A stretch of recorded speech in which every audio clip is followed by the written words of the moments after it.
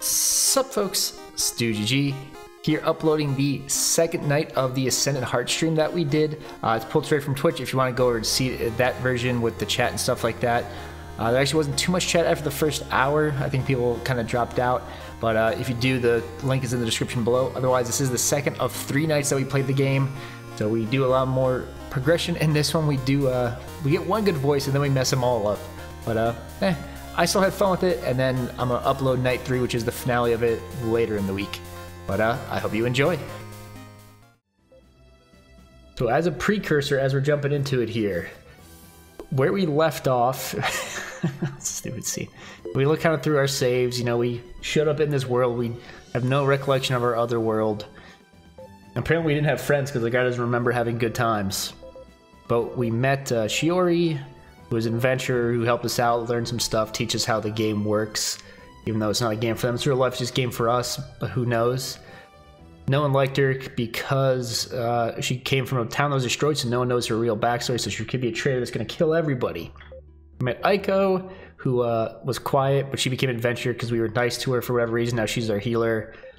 Then we did all this stuff with water, figuring stuff out, blah, blah, blah, blah, blah. Nothing super important. We're trying to figure out why monsters are attacking the town and where they're coming from. So now we had a third person join our group, whose name I already forgot. Hold on.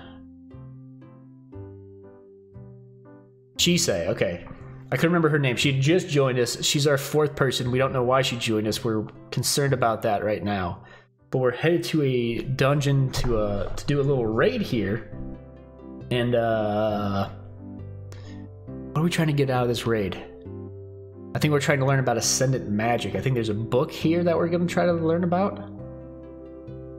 So we can learn what Ascendant magic is, which apparently lets you talk to monsters and stuff. I don't know, the story's not that important, really. Considering it's a visual novel, I'm saying the story's not that important. That's kind of weird. But, sure. We'll go with that. Yeah, let's jump into it. It's more, not that the story's not important, but it's more the gist of the story we've got. With the details, meh. It's a goofy game about you being stuck inside a video game. And these girls are just going to throw themselves at us here pretty quickly. Okay, so outside of town, I look around. For the first time, I realize I've never traveled far from Lightshire. The library, the Sacred Spring, Dr. Takizawa's lab. It's a good hike to reach them, but nothing much when I consider that there's an entire world out here. And our name's Hayato. I don't remember that. Where is the Temple of Bazal? Do you remember the forest where we gathered eggs? How could I forget? Indeed. What happened? Is there a story here? Oh, I don't remember what voice I was doing for Chise. I couldn't think. I don't remember. I couldn't figure one out, could I? So what I ended up doing was just do like a high-pitched, annoying voice, which I think was really bad. And I was gonna come up with something and I didn't. I could make it gruff, but I don't think that works. We don't have time for stories! That's gonna be really bad. We're not gonna do that. Well, that wasn't a flat tone, was it? Her flat tone leaves no room for argument. Our new party member is not one for wasting time, it seems. She makes her point even clearer when she starts... I was gonna say when she starts walking through the field, but just when she starts through the field without us. I guess she really wants to go on this raid. We hurry enough to catch up to her. Anyway, once you go through the forest, you'll eventually reach another forest. The Temple of Bazal is in there. What's in between? In between what? The forest. Nothing. Then, isn't it a single forest? No, you'll see. Somehow she makes the simple phrase sound foreboding. We reach the forest, I'm getting tired. She stays far ahead of us, although still within sight. On one hand, I'm glad we haven't stopped to fight or anything. On the other hand, a small rest couldn't hurt. Excuse me. Aiko and I are both lagging behind. Several yards ahead of us, and Shiori looks back every now and then to make sure we're still there. My next skill point is going into endurance. There's an endurance skill? I really, really hope so. She stops and hunches over as she tries to catch her breath. Phew, not used to this. I stop as well. Shiori, wait up a minute. She turns and walks back to us with a frown. You two really need to improve your physical capabilities if you hope to make it as adventurers. I know, but for now, can't we take a quick rest? I am the party leader after all. Uh-oh, Chisei's moving away. She cups her hands around her mouth and shouts to Chisei, who gets further away with each passing moment. Hey, Chisei! Hey! No response. She scowls and shakes her head. I'll go get her. She breaks into a run to chase down Chisei. Those two aren't exactly going to be best friends, are they? Aiko sits down on a nearby tree stump. I don't know why Chisei is in such a rush. Me neither. The forest is quiet as we catch our breaths. Occasionally a flapper soars by above us, but none of them attack. Time passes with no sign of Shiori or Chisei. The forest gets even quieter. Is it just me, or is it getting a little too quiet here? She's right. The forest no longer feels peaceful so much as dead. She stands up, and I place my hand on my weapon in case something happens. A twig snaps, and we both whirl around. The stranger and I shout at the same time. That's that stranger lady again. You again. Did I do voice for her? Probably not. You again. She'll be gruff. Aiko puts her hands in front of her defensively, as if she expects to be shoved into something. Seeing this woman at the Sage Spring was one thing. Meeting her on our way out to the Temple Bazaar, too. It can't be a coincidence. Once again, we accuse each other in unison. Are you following us? Are you... Oh, she's just gonna repeat me? Are you following us? I pause. Us? Gah. Holograph for anytime who she's traveling with, and she dashes away. Wait! I take a step toward her, but she's already vanished into the trees. That was weird. Would she be investigating Ascendant magic too? Approaching footsteps make us both jump, but it's only Shiori and Chisei. Did something happen? You two look like you've seen a ghost. The woman from the Sacred Spring was here. What? She asked if we were following her. Strange. I feel like, hold on. I guess the models aren't that similar. Comparing her to her, I just feel like the models are very... They both have the feathers.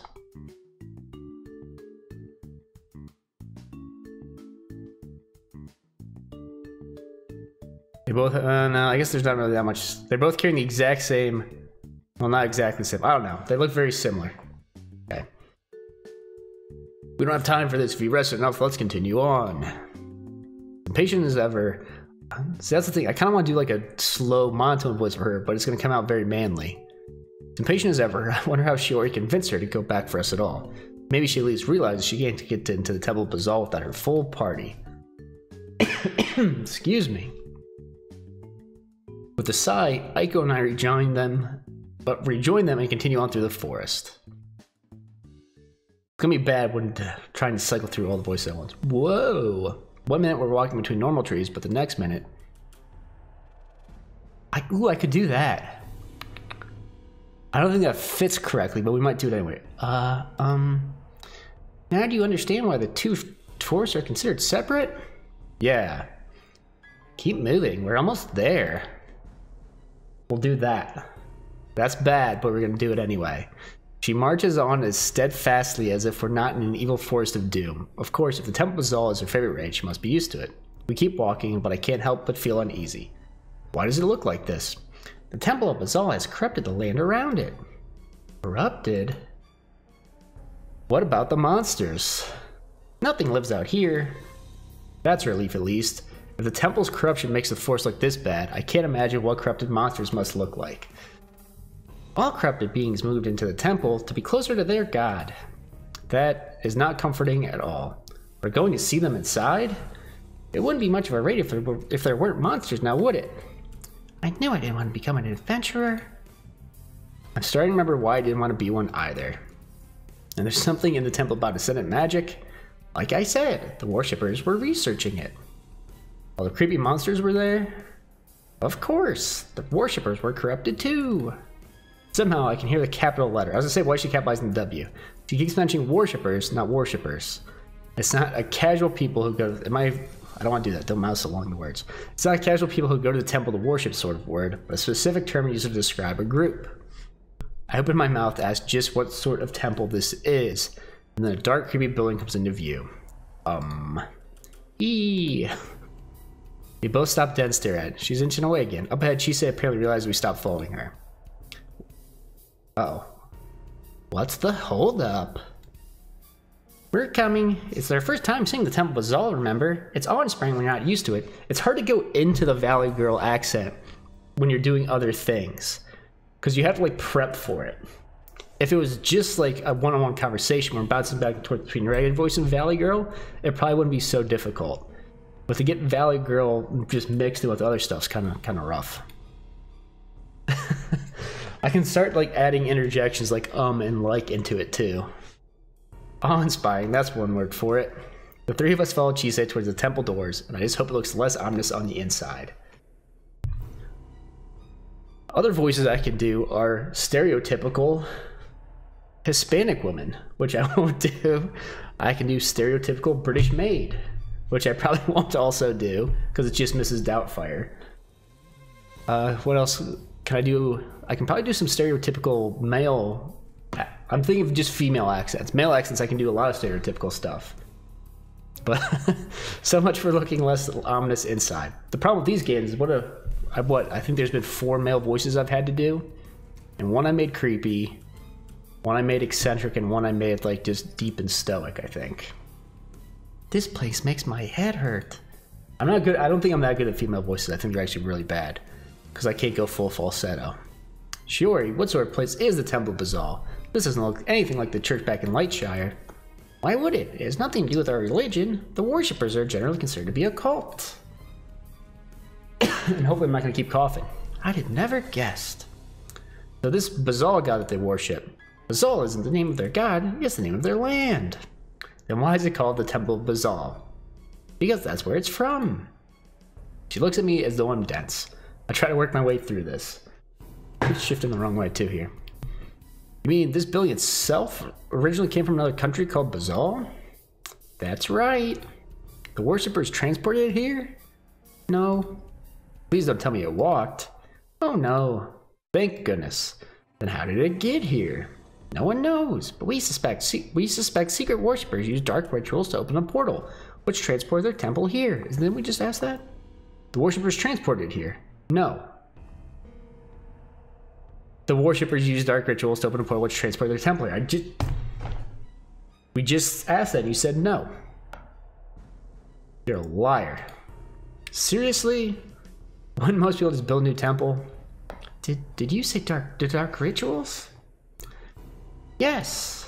Are we going to meet the worshippers? Now I'm messing up her voice too. Running into crazy cultists on the raid never occurred to me. I wondered how the adventuring rules handle humans fighting other humans. It probably isn't good. No, we shouldn't run into them. They've long since abandoned the Temple of Bazaar. Phew. I thought you said they didn't mind the corrupted monsters running around. They didn't. According to the stories, the Temple Bazaar became a haven for the worshippers to study arcane magic, perform the rituals, and of course, worship...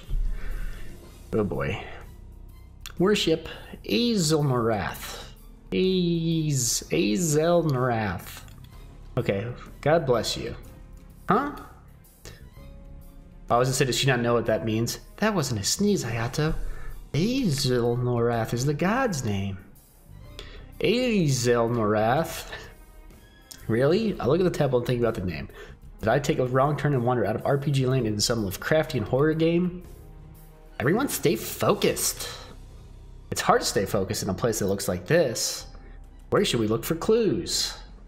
The worshippers conducted research here, so we should find some sort of library or archives. Well, then I'm messing them all up. I can't do it anymore. Something about what you said nags at my thoughts, like I forgot something important. Disturbed by more than just the building, I walk with the others deeper into the temple. Ack. So this is what a corrupted monster looks like. Less gawking, more fighting. Now, no. I'm gonna slip from Valley Girl into stereotypical gay man. And it's gonna be bad. We'll try to curtail that. It's gonna happen and it's gonna be bad. The monster certainly isn't going to wait for us to get our act together. It dives at Aiko, who repels it with a flash of light. I run toward it and swing my sword. Shiori joins us with a burst of fire, and Chisei lunges for it with her daggers. It's tougher than the regular flappers, but not bad with all four of us working together. Chisei is a definite boon to our team, with quick striking attacks that don't give the monster a minute to rest. We defeat the corrupted flapper, and I let out a sigh of relief. This is just the beginning. Stay alert. As we proceed through the temple, it only gets weirder. Not only does the architecture make my head spin, but soon we pass strange carvings, artwork of endless abysses, and incomprehensible monstrosity, and arcane symbols that make my skin crawl. That's a run-on sentence. Wait up a minute. She walks into an alcove beneath a terrifying painting and returns with a sheet of paper in her hands. This is a note written by one of the worshippers. What? Why was it lying in a random corner? These notes are part of the Basalt Temple raid. Both adventurers skip them to get to the rewards as quickly as possible. It's really bouncing between the two. It's really bouncing between the two. It's bad. Many of the creepier dungeons have scattered journals and messages like this. At this point, I shouldn't be surprised. I bet there are also locked doors we have to open by solving puzzles. You know, we should look for every note, obviously. Right, the more we find, the better our chances of learning about Ascendant magic. I haven't read the notes in a long time, but it could prove useful. So the key to Valley Girl is the pitch as you end a sentence. Like, oh my god. Like, you have to go up, and I keep going down. Which I think is when you're doing stereotypical gay voice, you go down. So I need to pitch it back up at the end. So it's weird that, like, I understand, like, tonally how it's supposed to work, and I just can't do it. But what does the first one say? Let's see. For 12 days, I've been researching the phenomenon known as ascendancy. Strange tremors have been felt of late, and 3 of my fellow researchers have fallen ill. Are pleased to go unanswered. Why has he fallen silent? We must find a way to reach him. This mythical power may be the key to our prayers. She folded the paper and puts it in her inventory, I assume. So they wanted to use Ascendant magic to communicate with their god? That's what it sounds like. If you're finished here, we should move on. So you can go down too, I guess. So if you're making a statement, you can go down too. Okay, it does work. I need to stop coughing now. But you have to be whiny or always asking a question. Huh? Or just whiny at the end. Okay.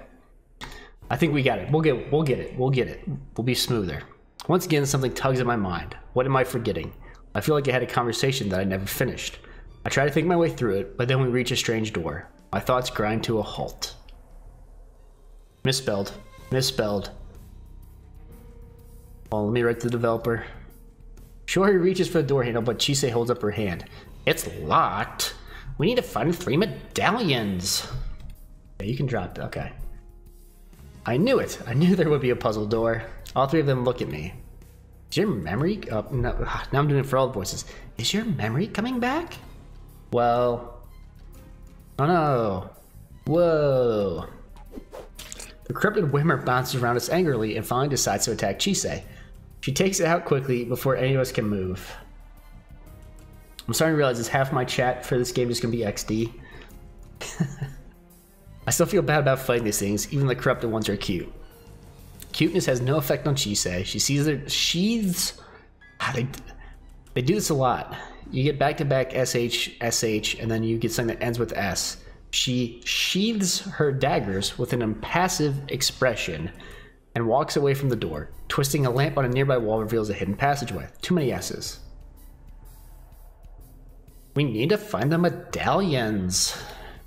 Our trip through the secret passage leads us to a key, which opens a chest that contains a green jewel, which Chise promptly takes back out of the passage and embeds it on painting on the other side of the hall to open another secret passage.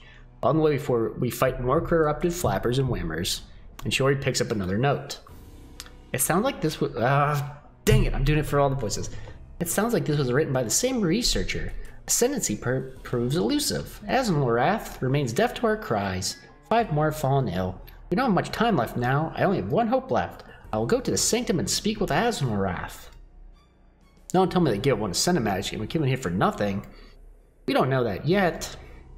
Keep moving. The passage leads us to 1 medallion and another key, which opens a door that gives us a combination to a safe, which opens a safe hidden behind a painting to give us the next medallion and a note. What is it? Listen to this. An inseparable researcher thinks ascendancy is a solution to our problems. Does he not realize that the ancient power was taken away from humanity for a reason? Oh, my Chipotle for dinner's coming back up. It's not the domain of men, but the domain of gods. If we try to make ourselves gods, we will be punished. Well, that's ominous. Sounds like the worshippers didn't all agree on what to do about their problem. Is that all it says? She's interested. That's a surprise. I expected another curt command to keep moving. Wait, there's something scribbled at the bottom here. Star mark E5 N3T2. Huh? Thank you. Not that. She continues to the temple as though the incomprehensible string of letters and numbers means something to her. We exchange glances and follow her. She stops in front of a strange sculpture. Of a star. Use a different word. Say weird so I don't have the strange sculpture of a star. That changes appearance even as I look at it. She stops. Strange sculpture star. There's 5 words that start with S. I hate it. Okay. East 5 steps. North 3 steps. Then she taps her foot twice on the floor. A compartment in the floor slides open to reveal the final medallion. Unfortunately, it's bound in place by several black metal straps. How do we get it out? There are hidden switches on the floor. We need to press them all at once to get the final medallion. So we all need to stand on one? Not exactly. There are several switches. This might be awkward. Great. I guess it's not the right tone for that. Also here to grab the medallion once it's free. I don't... The fact that she's probably gonna be a romantic option, and then at some point, if we do like all the endings, and then I have to have like a romantic conversation using that voice, it's gonna be kind of strange. She crouches beside the compartment. Hayato, it's probably best if you stand on the far switch. Walk toward the star sculpture until you hear it click. I obey, and when the floor clicks beneath my feet, I turn to look at her. I think I found it. Good. Shiori, you're next. Watch your left until you hear it click. Shiori takes a few steps. Is that it? Now slide your right foot to the side until you hear another click. All right. Now bend over and find 2 more switches with your hands. You must be dang it. It's hard to go, like I said, it's hard to go between them. You must be joking. That's not right either.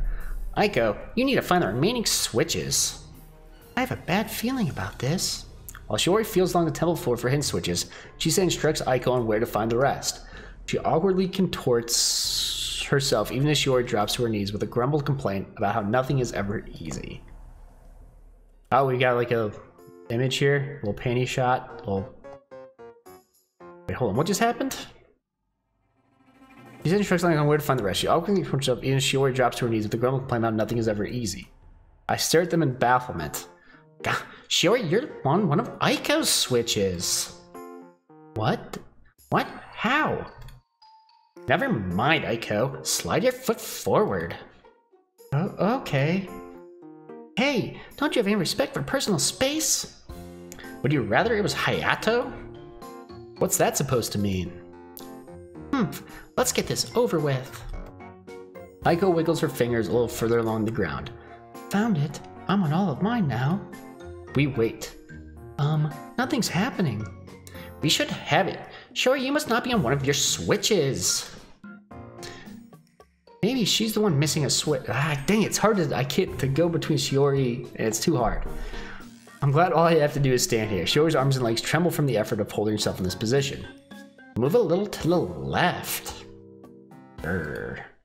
Now I know the worshippers were insane.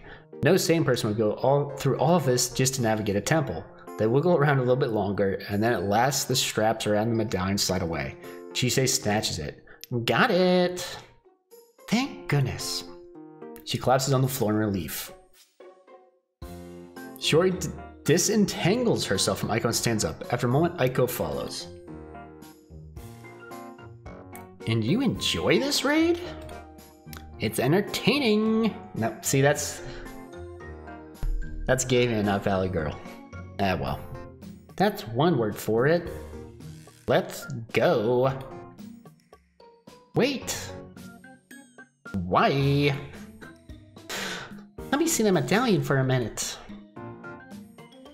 You agreed to cooperate with our quest. Fine. The one-word sentences are easy. You just have to go up and down.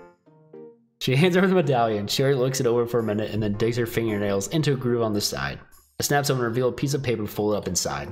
A what? Shiori closes the medallion again and returns it to her, but Chisei looks stunned. In all the times I've done this raid, I've never noticed.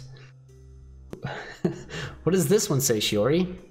I think this is from the first researcher again. My trip to the sanctum was delayed by a sudden fever. As I lay shivering in bed, the terrible truth struck me. I had the sickness, just as the others did. But with it, the illness has brought a strange sense of clarity. I must go to Azelnarath, sick or not. He needs me. He must tell me something. Wait, did this sickness give him ascendant magic? Sounds more like it gave him delusions. I mean, really, a fever told the guy he's got an important message for him? Let's keep going. The sanctum is beyond the door. We take the 3 medallions to the door and insert them. It opens with a rumbling sound. Inside I see only blackness, as if an empty void waits on the other side. Look! On the other side of the open door, one more note is attached to the wood. This message was written in huge dark letters, a hastily scrawled message large enough for us all to read. His madness, his voice, the endless abyss has claimed us all. Well then. I finally realized what's been bothering me. Shiori, why did the worshippers abandon the Temple of Bazal? You never finished explaining. A terrible plague struck the worshippers. It afflicted them mentally as well as physically. Insane, most fought each other while those who remained healthy searched desperately for a cure. At last, one of their top researchers went directly to Azelnarath for help. Her gaze darts the ominous note. What happened? He was too late. Azelnarath himself had the sickness. What? The guy finally made it to the sanctum, but their god was sick? Azelnarath already sounds like some sort of insanity-inducing great old one. What happens when something like that goes insane? At least we don't have to deal with him, unless... Please tell me corrupted Azelnarath isn't the boss of this raid. Of course not. Azelnarath has slumbered since that fateful day. Not even the worshippers have been able to awaken their god. Mix them. Thank goodness, or in this place, maybe I should say thank Azelnarath. We should move on and finish this raid. I wish we'd learned something else about Ascendant magic. Keep those notes, they could still teach us something. I suppose. Cautiously, we follow Chisei past the door into the dark chamber. Oh, Nordic runes and stuff here. Trespassers, this will be your tomb. Ooh, scary. Eek! At some point there's gonna be a tentacle monster. We all know there is. It's gonna happen, we just don't know when. This is the boss. Get ready, everyone. I drop my sword, although I'm not sure how much good it'll be against a ghost. At least I can use my defense abilities to protect my party members. Sure enough, my sword and Chisei's daggers do only minor damage to the ghostly researchers. Shiori's magic and especially Aiko's light-based magic are the most effective, and we do our best to defend them. The most unsettling battle I've fought so far, and not only because I can't fight directly. The researcher teleports around the chamber and changes in arcane language. Sometimes he shouts ominous warnings too. The time of doom is upon us. Not only that, but the room itself doesn't make any sense. It looks like an ordinary room, empty and pretty flat. When I walk through it though, sometimes I find myself climbing up steps that take me to the same level, or going through doorways and emerging on the other side of the room. It's enough to make me dizzy. Chisei, however, dashes from invisible door to invisible door with perfect accuracy to follow the researcher's movements. I guess that's what happens if you do this raid often enough. At last, Shiori and Aiko wear the ghost down. He fades away, but now without one last haunting cry. The prophecy is coming true. Then he vanishes. We did it. Glad that's over. I guess we should get the rewards and head back to Lightshire to come up with a new plan. But Chisei remains silent. She stares at the spot where the ghost floated a moment ago. Is something wrong? His final words. He never said that before. Could it be because we found the note hidden in the medallion? Perhaps. She still looks unsettled as we head through the dark chamber to the other side, where treasure chests await us. On top of the largest treasure chest, another piece of paper rests. What? That was never there before. Shiori picks it. Sorry, I keep reacting because I don't like how I'm doing the voice. It keeps changing too much. Shiori picks it up and unfolds it. Then she draws in a sharp breath. I don't believe it. What? Her voice trembles as she reads the final message. I have seen my god stricken by illness. I have heard his words, tainted by madness. I received his warning clear in truth, thus I shall record it, the final prophecy of Wrath. She takes a deep breath and continues. The gift of gods turns to destruction, and monsters arise to destroy humankind. Born of hatred, driven by fury, they raced ahead toward a black dawn. Only one can stop the Ascendant Heart, that's the name of the game. A traveler to our land sent by the gods from another world, that's us! Wow, she always words hit me like a physical blow. Wow. Ooh, should I do oh my god, how did I just forget his name? Oh my god, what the hell's his name? Nah, just ignore me, okay. Short words hit me like a physical blow, a prophecy about a traveler from another world. It's crazy. I'd have to be arrogant to assume it means me. Maybe this sort of thing happens all the time here. Owen Wilson. Owen Wilson. That's who I was thinking of. Wow. He says, wow, weird. And yet, obvious to my conflict, the other three frown at the message. What does that mean? It means that if we want to stop the attacks on Lightshire, we need the help of a hero from another world. She sounds so oddly calm about this. Maybe it really does happen often. Just how are we going to find somebody like that? Post another notice? Okay, I can't just ignore this. If the prophecy is really about me, they need to know. Otherwise, they'll waste time and effort trying to find another traveler who doesn't exist. On the other hand, how can we be sure this is about the attacks on Lightshire at all? An insane researcher had a vision from an equally insane guy about monsters destroying humanity. The keyword is insane. It might have nothing to do with us. And for that matter, isn't the god something we should be concerned about? Mad gods don't generally lead to good things. What's wrong, Hayato? You look like you want to say something. Well... let's, here. Save, just in case. I don't think it makes a difference, but let's ask him about the mad god.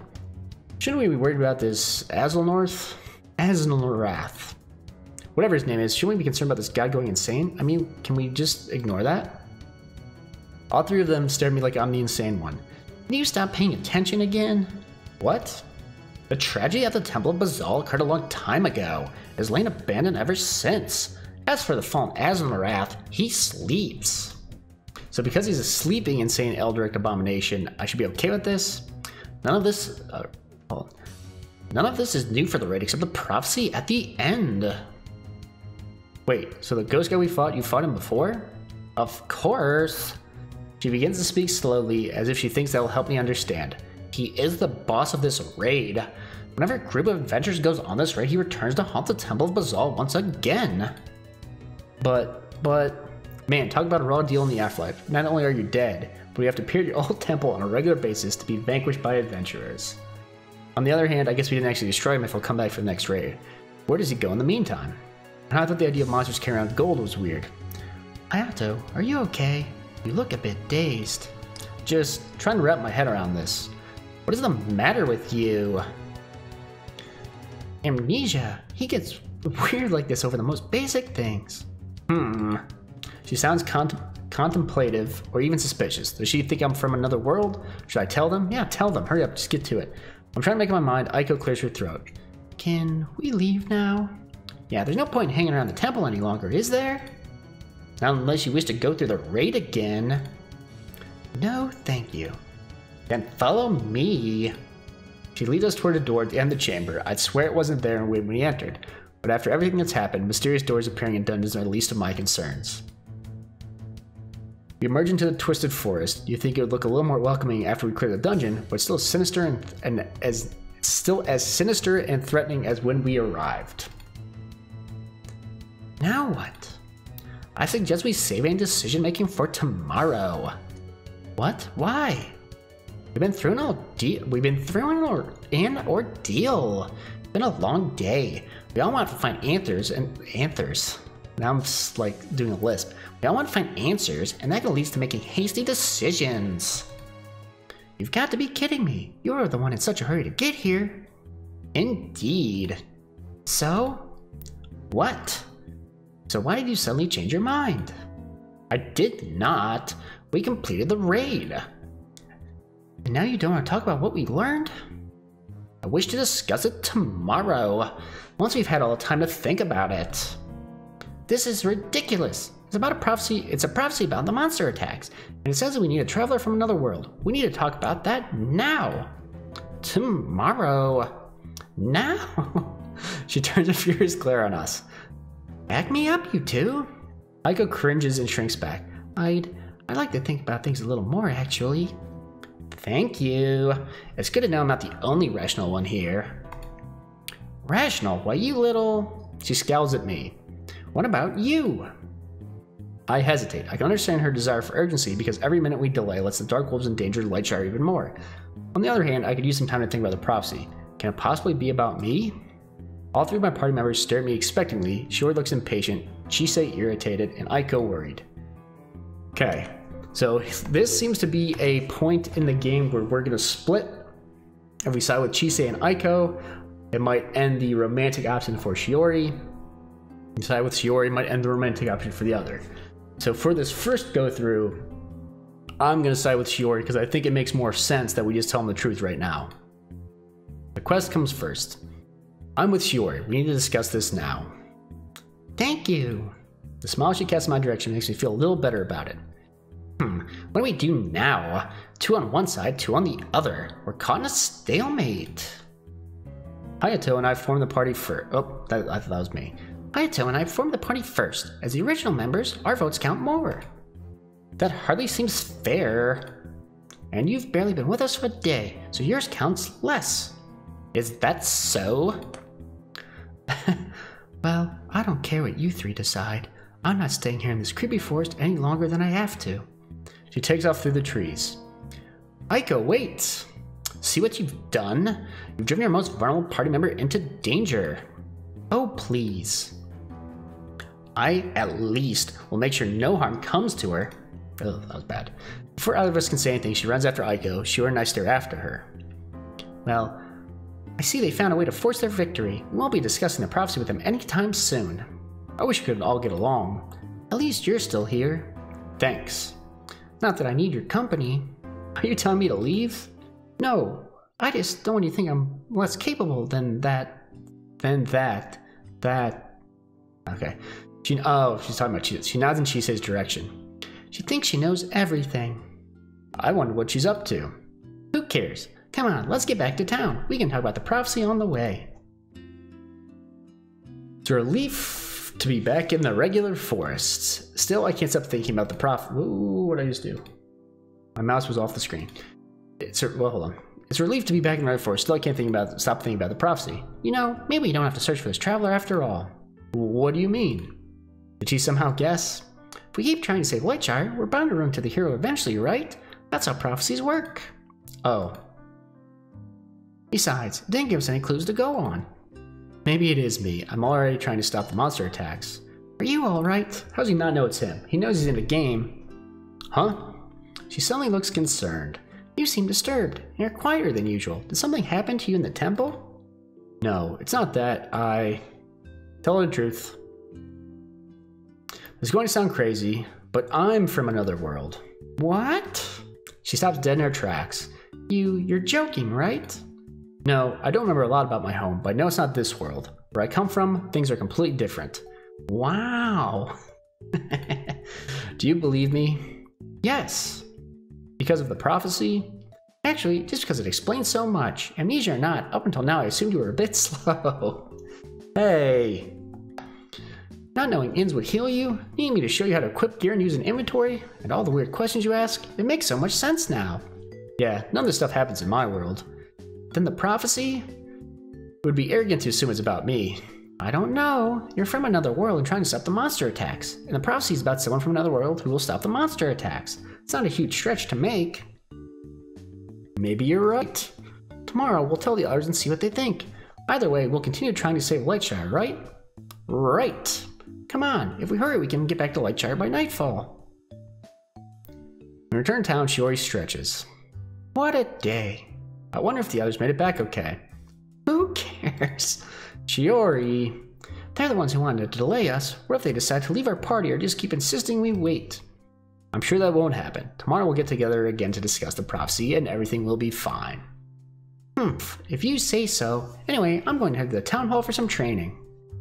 She takes off in the direction of the town hall. As I linger outside trying to decide if I should head straight to sleep or not, Aiko and Chise emerge from the inn.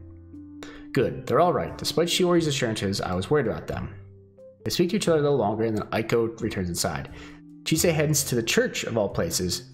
She didn't strike me as being very religious. I yawn. The crazy eldritch temple wore me out. Yet how can I sleep when the prophecy keeps drifting through my head? Only one can stop the Ascendant Heart, a traveler to our land sent by the gods from another world. What does it mean? And how is the Ascendant Heart the problem? It must refer to Ascendant magic, so it sounds like we're right to think someone is sending the Dark Wolves to attack Lightshire. But who? And why? Well, one thing's for sure. Staying around outside won't get me anywhere. Uh-oh. I wonder how many of these choices make an effect on the ending. We're gonna pursue Shiori this first, and then if we have to like reload here, we'll go for Aiko or Chise and see how those go. I'm hoping we'll have time to do all of them. Let's go for Shiori. I'm not tired enough to sleep just yet, so I head to the town hall. I could use a little training too. The town hall is still as active as ever, even this late into the evening. Shiori stands across from the training dummies, and as I watch, spell for spell flies from her fingers and blasts the wooden dummies into smithereens. Yet they rematerialize after a few minutes have passed, so she never runs out of targets. It must be some sort of magic, but I can't imagine how it works. A few whispers followed me through the room as I walked up to Shiori. The other adventurers must still think of me as a poor fool who doesn't know he's in a party with a traitor. I ignore them. Yeah, take off. Well, have a good evening, Cyclone. Like I said, you can always watch the VOD to catch the rest of it, and I'm going to throw it on YouTube eventually too, probably just like I did for the first set. But thanks for stopping by for as long as you did. I appreciate it. I almost exited out of the stream on accident. Okay. A few whispers follow me through the room as I walk up to Shiori. Oh yeah, I already said this. Who knows parts where I ignore them. Hey Shiori. She hammers her current target with ice and then turns towards me. Oh, hello. Here to turn in skills? Skill points? Same thing. I really need to practice with the skills I have. The thought of getting something new to learn so soon makes me feel overwhelmed. It's fine if you don't want to. You can save your skill points for more powerful skills that cost multiple points. Good idea. What brings you here then? Uh-oh. We're going for it. I wanted to spend time with you. Oh, she's blushing. You did? Yeah. Why? What? Because we're friends. Oh, of course. If you're busy, I can leave. No, I didn't mean that. We're sure you want to be seen spending time with me? She waves her hand towards the rest of the town hall. You know, rumors will spread.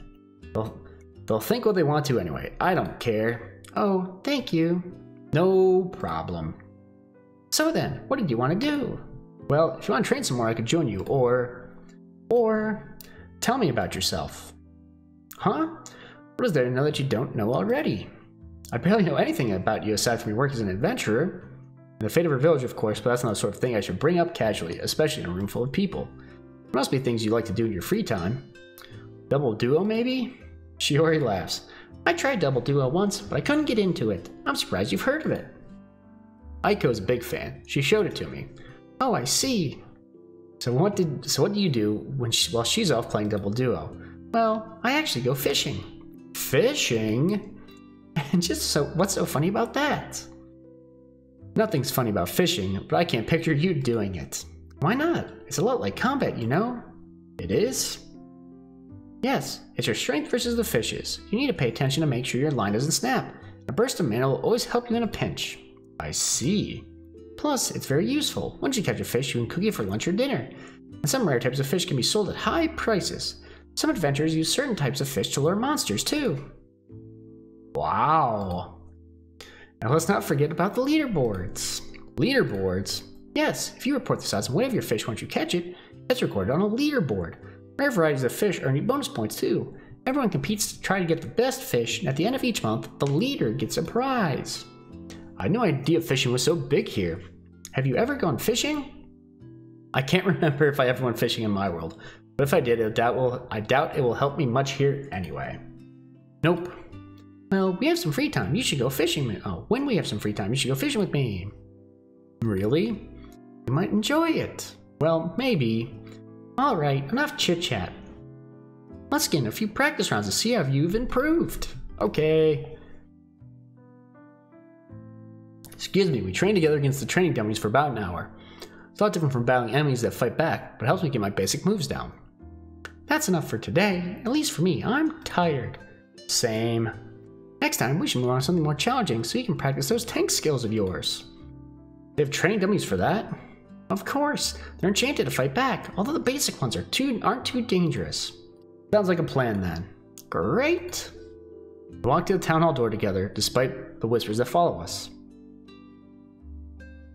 Thanks for hanging out with me tonight. I had a lot of fun. So did I. You know, I think I understand Chise's point a little better now. It's nice to have some time to unwind and enjoy myself without worrying about the prophecy and the Dark Wolves the entire time. Yeah. Well, good night. Night. The inn is quiet, almost deserted this late evening, so I hurry to my room. What a day. Within minutes, I want to see if I hit skip. Okay, it does skip all that. So let's go back. I want to see if you hold on. I just want to see this. Settings. Skip unseen. Shouldn't it be skip scene text? I don't know. I'm just trying to figure out because how when I go back to redo stuff, what I'm going to be able to do if it'll just auto skip text ever seen. Good night, night. Okay, we look at this. What a day. 10 minutes, I'm asleep. Despite weird nightmares plagued by the things we saw at the Temple of Bazaal, I feel better when I wake up. Today's the day. We'll all discuss the prophecy, and no matter how slow it sounds, I need to tell them all if I'm from another world. When I enter the inn's tavern area, Aiko waves at me. She's seated at a table with Chise, and they both have breakfast. I buy my own breakfast and sit with them. I sent a message to Shiori asking her to meet us. She should be here soon, unless she's decided to part ways with us. She'll be here. Sure enough, the door opens, and Shiori walks in. I lift my hand to get her attention. She joins us. I'm here. Nope. Breakfast? I already ate. Let's discuss the prophecy. If the prophecy is to be believed, I see no reason to doubt it. Despite Azenrath's madness, they must find someone who comes from another world. That doesn't sound easy. It could be quite challenging. However, there are two possibilities that can make it easier. First, it might simply be our destiny to encounter this hero along the way. I've heard promising rumors about a mysterious swordsman, although I'm reluctant to follow them just yet. And second, she fixes her gaze on me. Well, she figured it out. She's pretty smart. What if a traveler from another world is already among us? Shiori glances at me and gives me a slight nod of encouragement. My mouth feels dry. Mine too. I swallow hard and clear my throat. And then there's Chise staring at me so intently, it's as if she knows exactly what I'm about to say. Who is she? I'm sort of from another world. What? Wait, what? You're what? So it's true. I frown at her. How did you know? I didn't, not for sure. But I heard rumors about you, like a new adventurer who appeared like out of nowhere and seemed like an understanding of the most basic things about our world. Once I saw the prophecy, it was a natural conclusion to draw. There, I'm not gonna do that every time. I felt like doing once where I added the ums and likes. No, it really wasn't. You're from another world? I always wonder, because I don't look over enough to see if my mic's always registering everything fully. I'm wondering when I do Aiko's voice, if it doesn't fully pick up every time. Let's read it back. You're from another world? It seems like it is. She appears to be in shock. The god sent you? The god sent you here to save Lightshire? Excuse me, that Chipotle, man. I shouldn't have had it for dinner. I don't really know, but of course they did. She always slams her hand down the table with a triumphant grin. This is perfect. We have prophecy on our side. Indeed. And it might finally be time to put an end to this.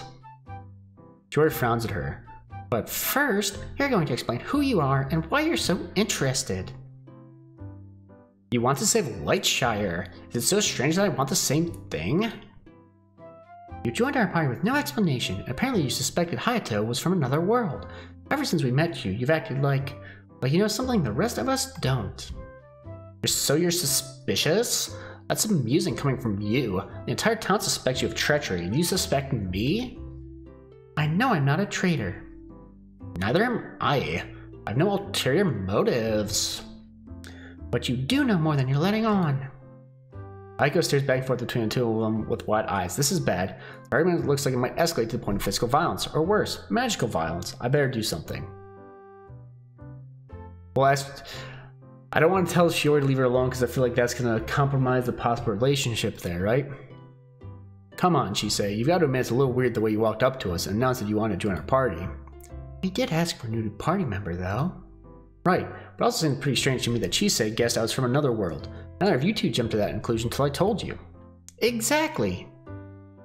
Fine, I suppose I owe you an explanation. That was easier than I expected.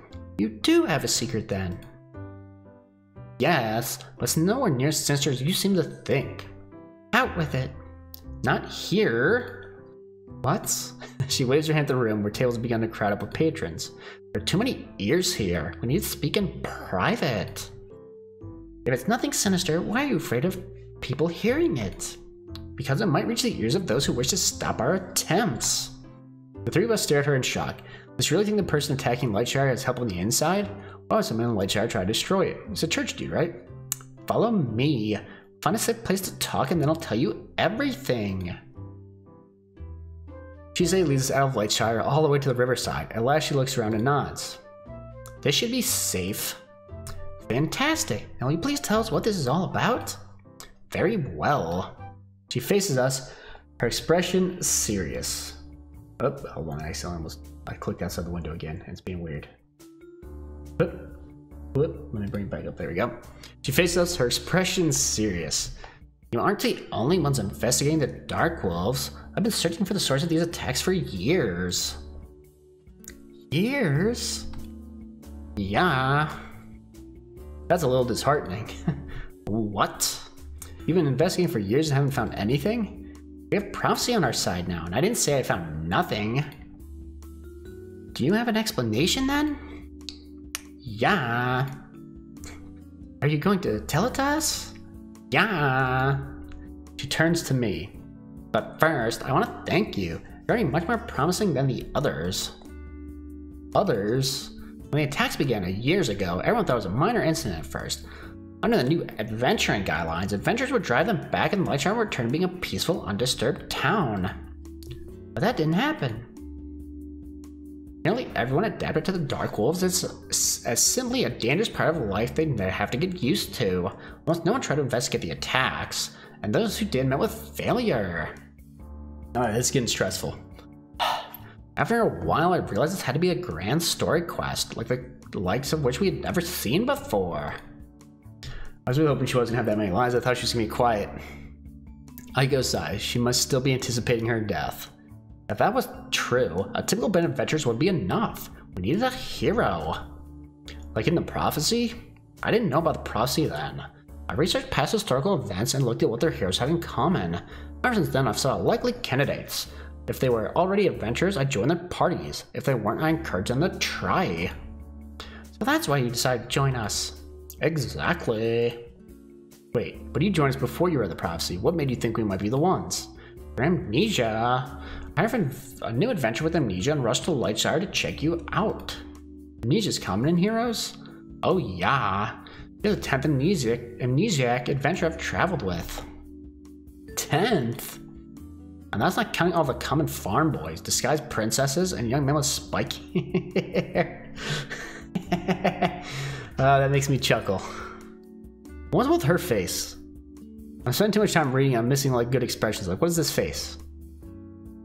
So you get one person smiling, one person with a stern look, and one person who I think's asleep. What?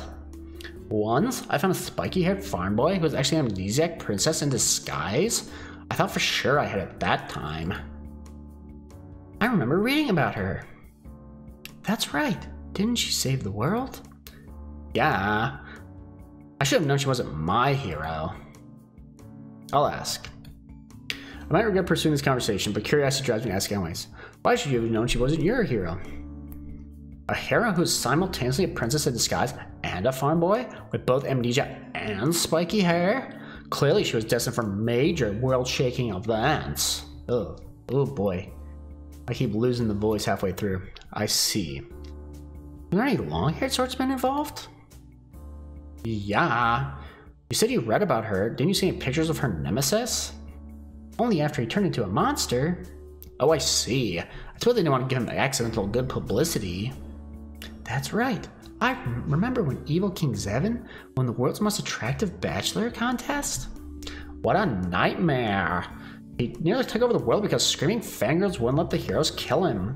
Is that a Sephiroth? Is this a Sephiroth joke? I think it's a Sephiroth joke. How can I talk about these things with a straight face? Is something wrong, Hayato?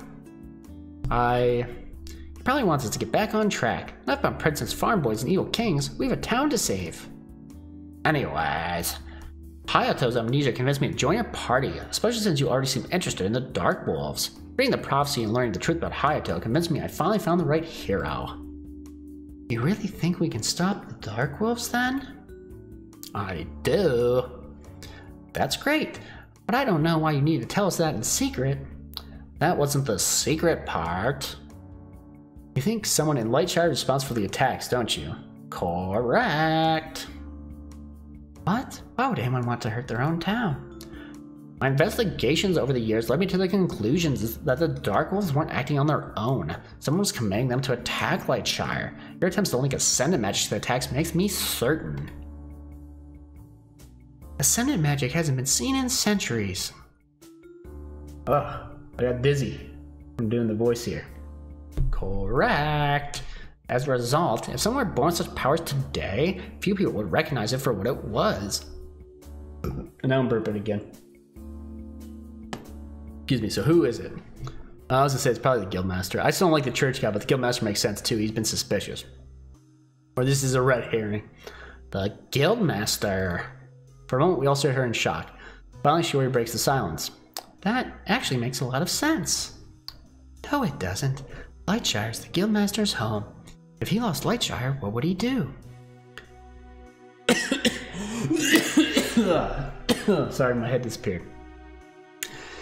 He will never lose Lightshire. Don't you see? If he controls the attacks, he can make sure the Dark Wolves never damage the town too much. But the continued attacks encourage more people to become adventurers. Who is in charge of adventurers? The Guildmaster. He did set up the adventuring system shortly after the attacks began. Oh, you're right. Not only that, but I recently dug into his past a little more. Before the attacks began, he was researching a certain topic. Any guesses what it was? What? Ascendant magic. Oh, I'm glad I didn't use his voice for like Shiori. Like at the beginning it would have been rough. I could have probably used it for Aiko, but her quiet voice makes more sense. Actually, the Valley Girl kind of thing almost kind of fits her. No way. Yeah, the Guildmaster researched Ascendant magic. The monster attacks began and he set up the adventuring system with himself at its head. His research into Ascendant magic stopped around that time too. It could be a coincidence. No, he's pretty suspicious. You really think so? Yeah, there's something weird about that guy. I saw him watching us once, and apparently he's been asking questions about me. What? Of course. He must have connected the pieces like I did, and realized you might be the hero to stop him. I feel like it's a red herring, though. It's not really him. I wonder if he knows about the prophecy. Maybe not. He might just be on the lookout for adventures with amnesia. This world's rules are slowly beginning to make sense to me, and that's a scary thought. We have the hero prophecy on our side. It's time we confronted the Guildmaster. Already? We can't rush in unprepared. Let's take some time to get ready and then meet up at the town hall in an hour. Agreed. Hayato, you need to prepare the most. Why me? You're the one mentioned by the prophecy. That means the rest of us are secondary. Oh, she thinks she's gonna die again. And expendable. No, we're all important. She has a point though. Make sure you're ready for a fight. You should probably upgrade your equipment. I think I'm going to duel a Guildmaster? Is that really what this is about? Well, better safe than sorry. Alright, don't worry, I'll make sure I'm prepared. I'd also like to speak to you for a moment alone. I shrug. Okay. Shiori and Aiko return to town, and I wait to see what Shisei wants. Does she know something else about the prophecy? Is there something about heroes I should keep in mind? Once they're gone, she gives me a serious look. There's one other possibility we should consider. What's that?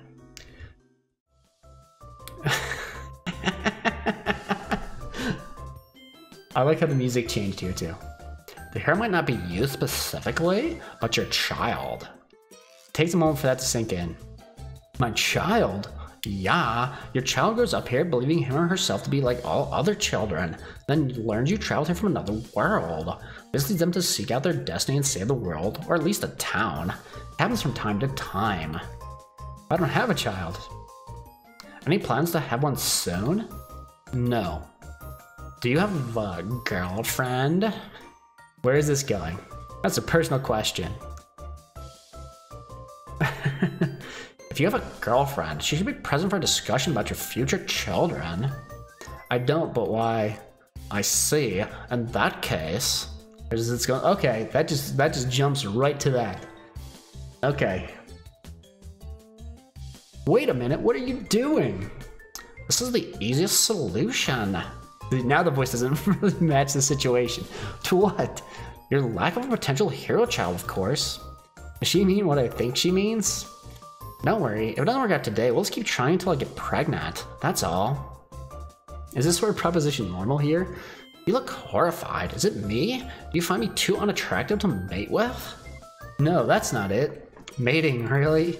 If you like, we can find someone more to your taste. There are certain adventures who offer such services, although usually not with the goal of having a child. I've sudden nightmarish mental image of Chise making me post this as a request on the notice board for everyone to see. Look, I'm really not ready to have a kid. It wouldn't be good for the potential future hero to have a bad father, right? I suppose you have a point. Okay. There wasn't like a decision there to just, you know, bam, bam, bam, bam, bam, bam, bam. Go straight to it. Wow, that really made my mic redline? I guess it did. Oh, because I'm clapping pretty close to it. Okay. Don't, nose to self, don't pound my hand in front of my mic. Finally, raising a family here is on my list of things to do, at least not now. On the other hand, some heroes are driven to investigate a past due to distant parents. Let's make sure I'm not the hero before making crazy plans for the future, okay? Oh, very well. Have it your way. Let me know if you change your mind. I think her voice is starting to deepen as my voice gets scratchier. Right. Hurry back to Lightshard and hope Chise forgets all about this plan. I like how she just took her clothes off. I don't know how the others intend to prepare for a confrontation with the Guildmaster, but I buy a new sword and better armor like Shiori recommended. With any luck, we can take care of this before Chise tries another scheme. I wonder what sort of combatant the Guildmaster is. Will he pull a sword out of nowhere? Reveal secret powerful magic? Summon a horde of dark wolves while he stays clear of the actual fight? Maybe he'll inexplicably turn into a giant monster, and afterwards the others will tell me why that's perfectly normal. I still have plenty of time before we're supposed to meet up again as I try to decide what I should do. I spot Aiko standing near the fountain. She's talking to another adventurer. Maybe she's trying to recruit other people to help with their quest. Then again, maybe she's making funeral preparations or something equally morbid. Either way, I walk across the square to join them. Once I'm on the earshot, I realize it's nothing to do with our quest at all. But look at this dude. That's right. I hope to play in a tournament someday. Great. I want to make sure I had the right person. So now I'm doing like a Valley boy for him. What for? I did a quest. No, I can't do that. I did a quest, but the reward's 2 packs of double duo cards. I don't play double duo, so I have no use for them.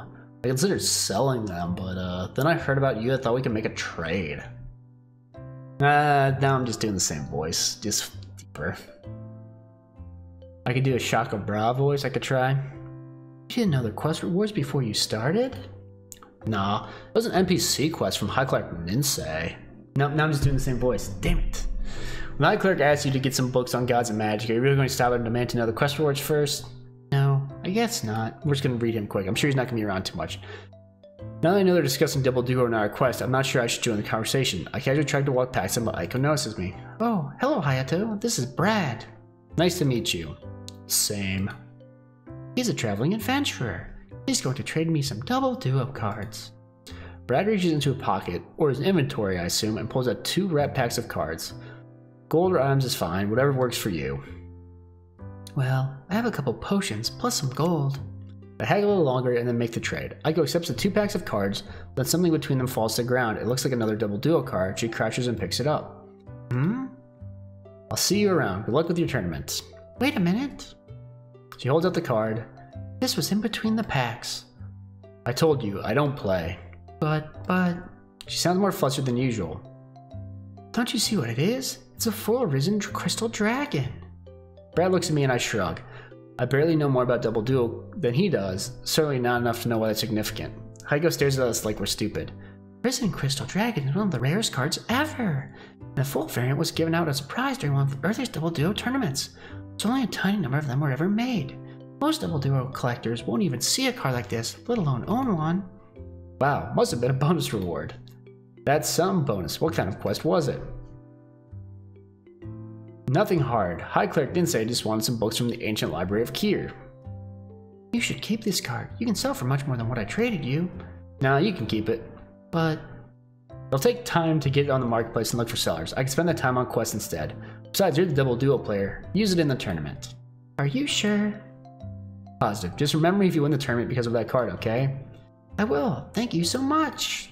No problem. See you around. Bye, Brad. Go away. He walks away, while Aiko stares at the card like it's the most precious thing she's ever owned. A foil risen crystal dragon? Luck like that seems like a good omen for our quest. Unless I use up all my good luck finding this card. I don't think luck works that way. Then again, around here it might. I better go write my will. What? I thought I might, but now I have to. Just in case something happens to me, I need to leave instructions about what to do with this card. Rare Double Duo cards like this have caused massacres. You're kidding. I never joke about something as serious as Double Duo massacres. That's terrifying. How much time do we have before the confrontation? About 20 minutes left now, I think. That should be enough time. See you then. The rest of the inn apparently to write her will. At least the card put her in good spirits, although I wish she'd stop assuming she's going to die. Speaking of death, maybe I should say a prayer or two, since the gods take such an active role in adventurers' lives, it couldn't hurt to get them on our side. The church is empty, so I sit in the nearest pew and try to think of an appropriate prayer.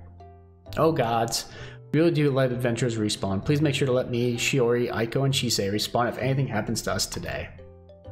Probably the worst prayer an adventurer's ever said. Should I add something else? I see our newest adventurer is devout. The sudden voice makes me jump, so when I turn to see who it is, I quickly stand and leave the pew. It's the... Oh no, it's the guildmaster. Oh, I did the wrong voice. I did the priest voice. Don't let me just... Oh no. Oh, what did... Oh no. What was his voice? What was his voice? Don't let me disturb you. Yeah, I think I did that for him. You startled me, that's all. Indeed. Oh no. He steps closer to me. You intrigue me. It's no, I don't remember what the voice was. Because now I'm just doing Valley Girl. For everybody. I step away.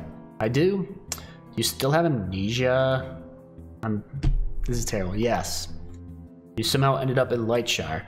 I tried to find out where you come from, but I learned nothing that could help me. As if you just appeared one day.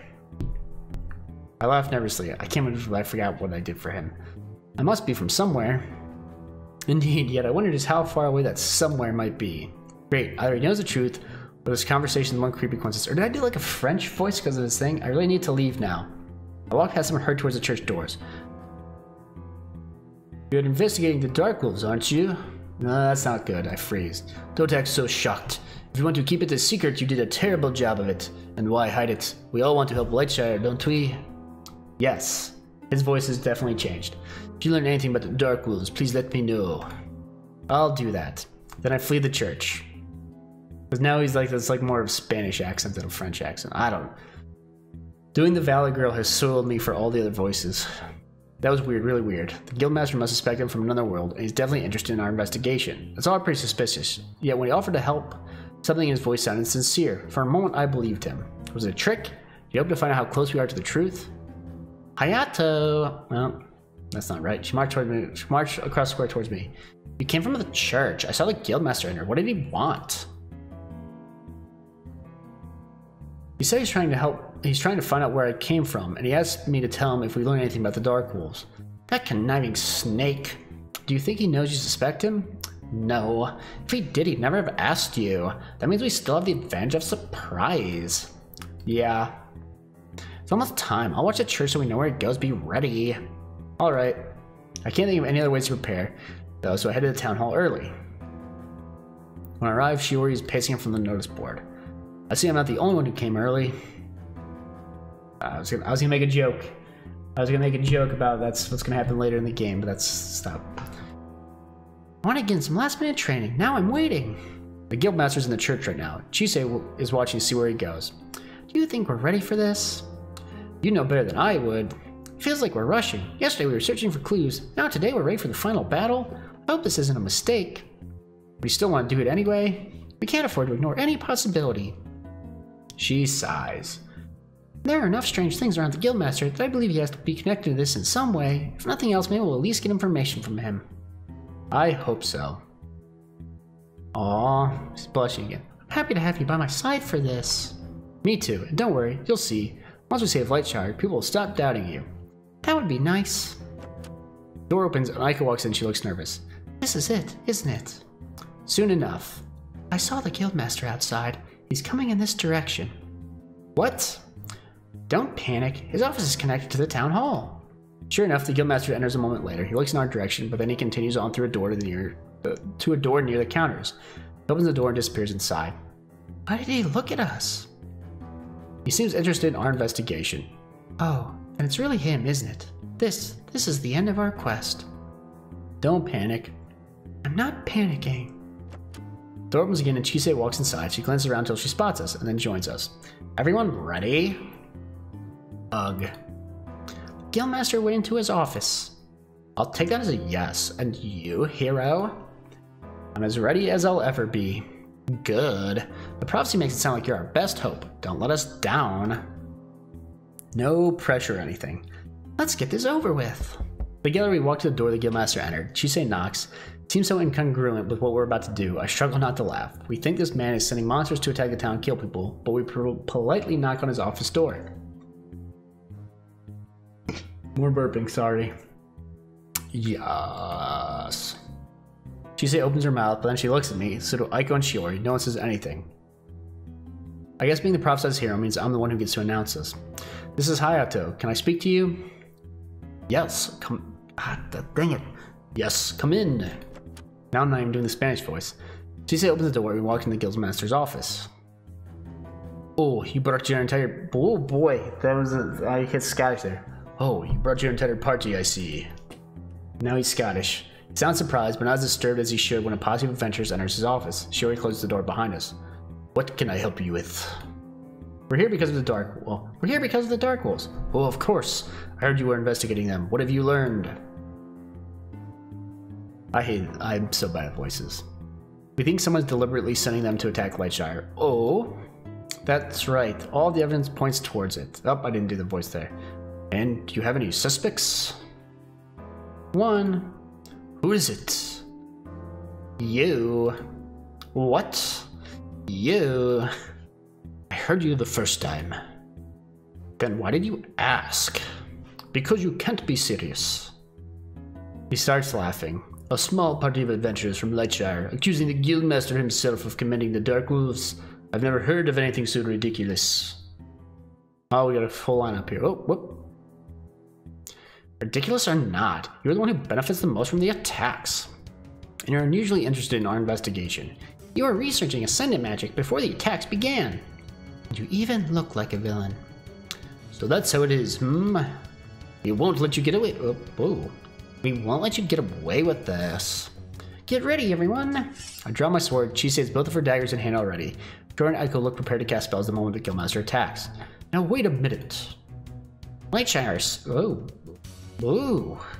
Lightshire has suffered long enough. Do you have anything to say for yourself? Yes, I didn't do it. What? You can glare at me all you want, but I want to stop the Dark Wolves more than anyone. That's the entire reason I set up the adventuring system, to build up strong, well-prepared adventurers who can fight this new threat. Why should we believe you? I have a personal vendetta against the Dark Wolves. It's someone you love? Yes, in the very first attack. I put my sword away, embarrassed and a little guilty that I was so quick to confront him.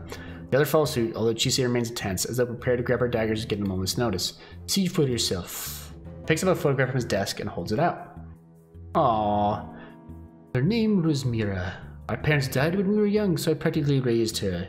It wasn't an easy life, but she was the light in my darkness. I didn't know you had a sister. People don't talk about her. She was not well liked. Why not? She was different. People considered her strange, so they treated her poorly. They never got to see the Mira I knew, intelligent, curious, and always able to bring a smile to my face.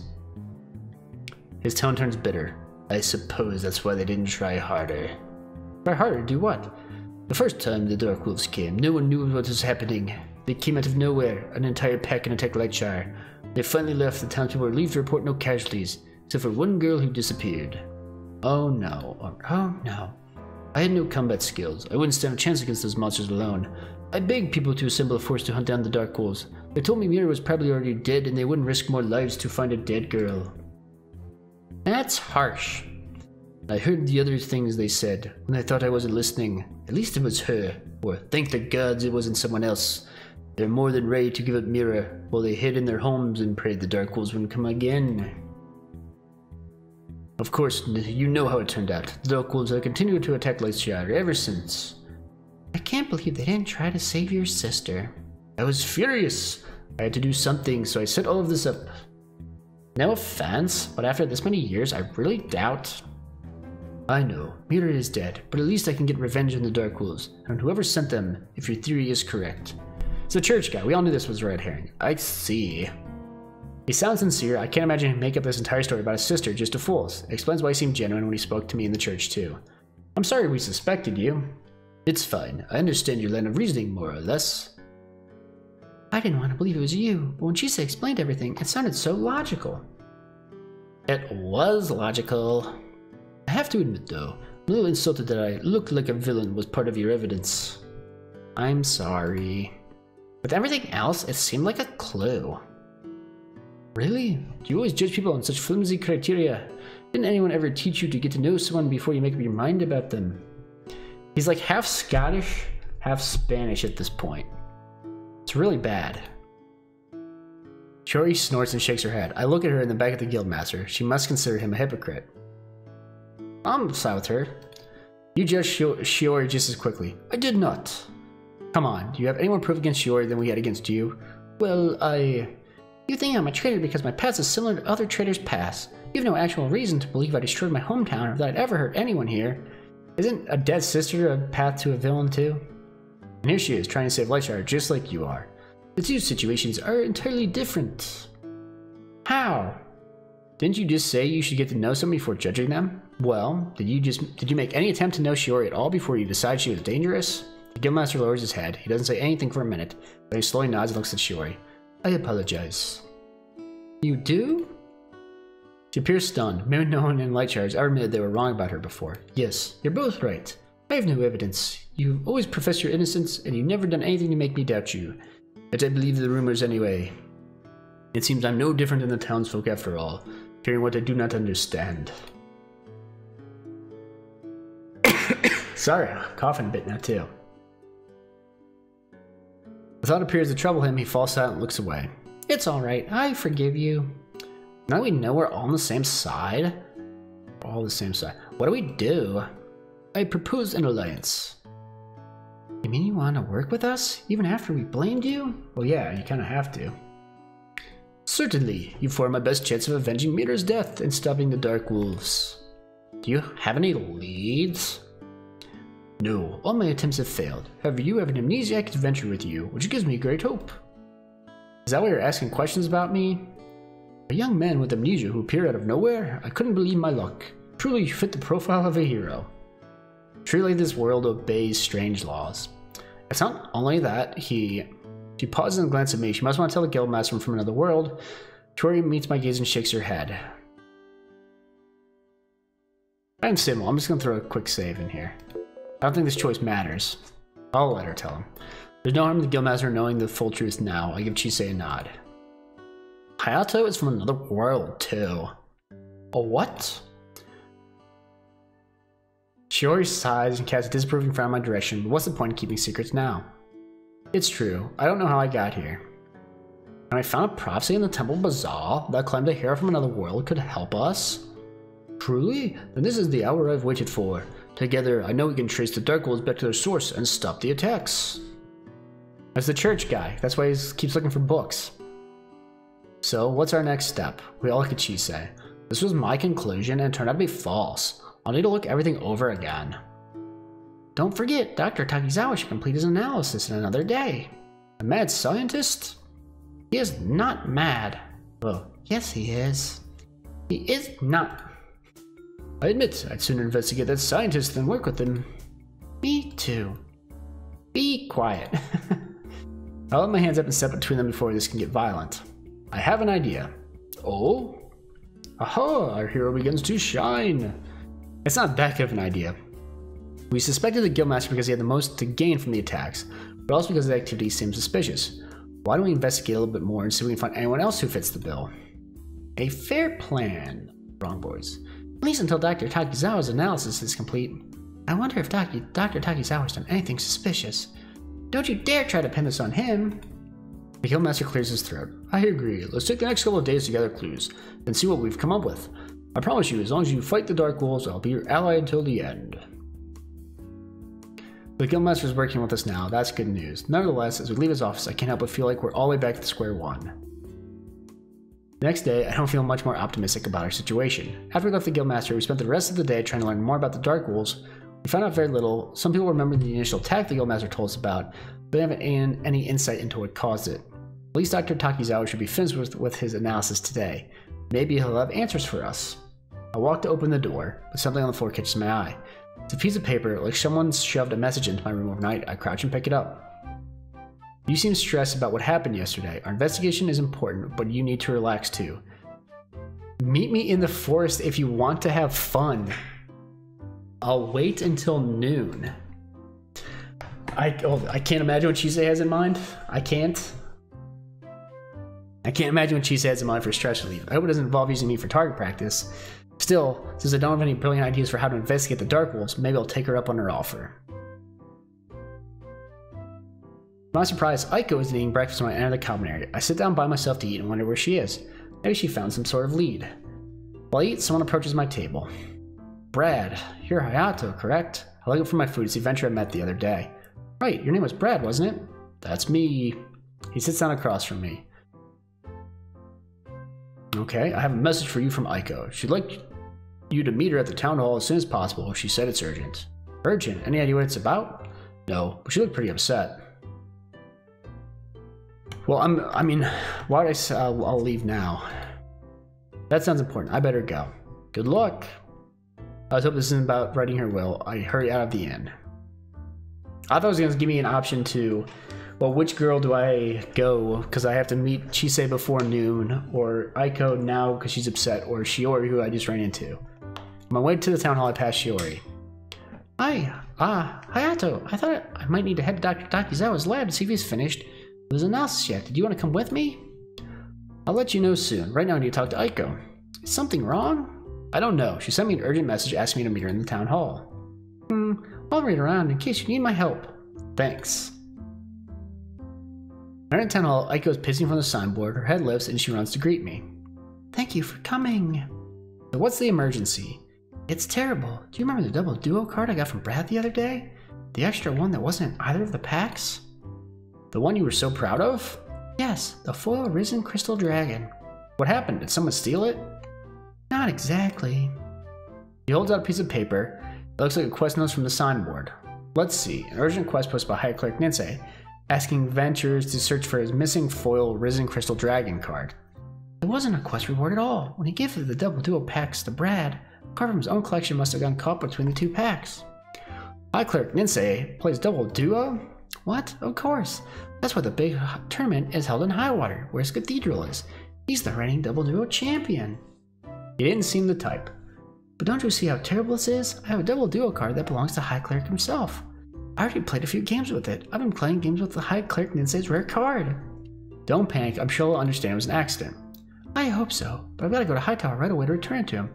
Hope he doesn't mind I used it in games. I'll probably be so happy to have it back he won't care. Will you go with me? What? High Clerk Ninsei is a wonderful man, but he can be a little scary, especially when double duo is concerned. I feel much better if you went with me.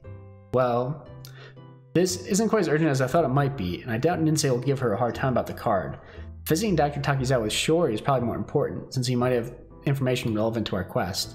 Still, it will make Aiko happy if I go with her. On the other hand, there's also Chisei's mysterious message about relaxing and having fun.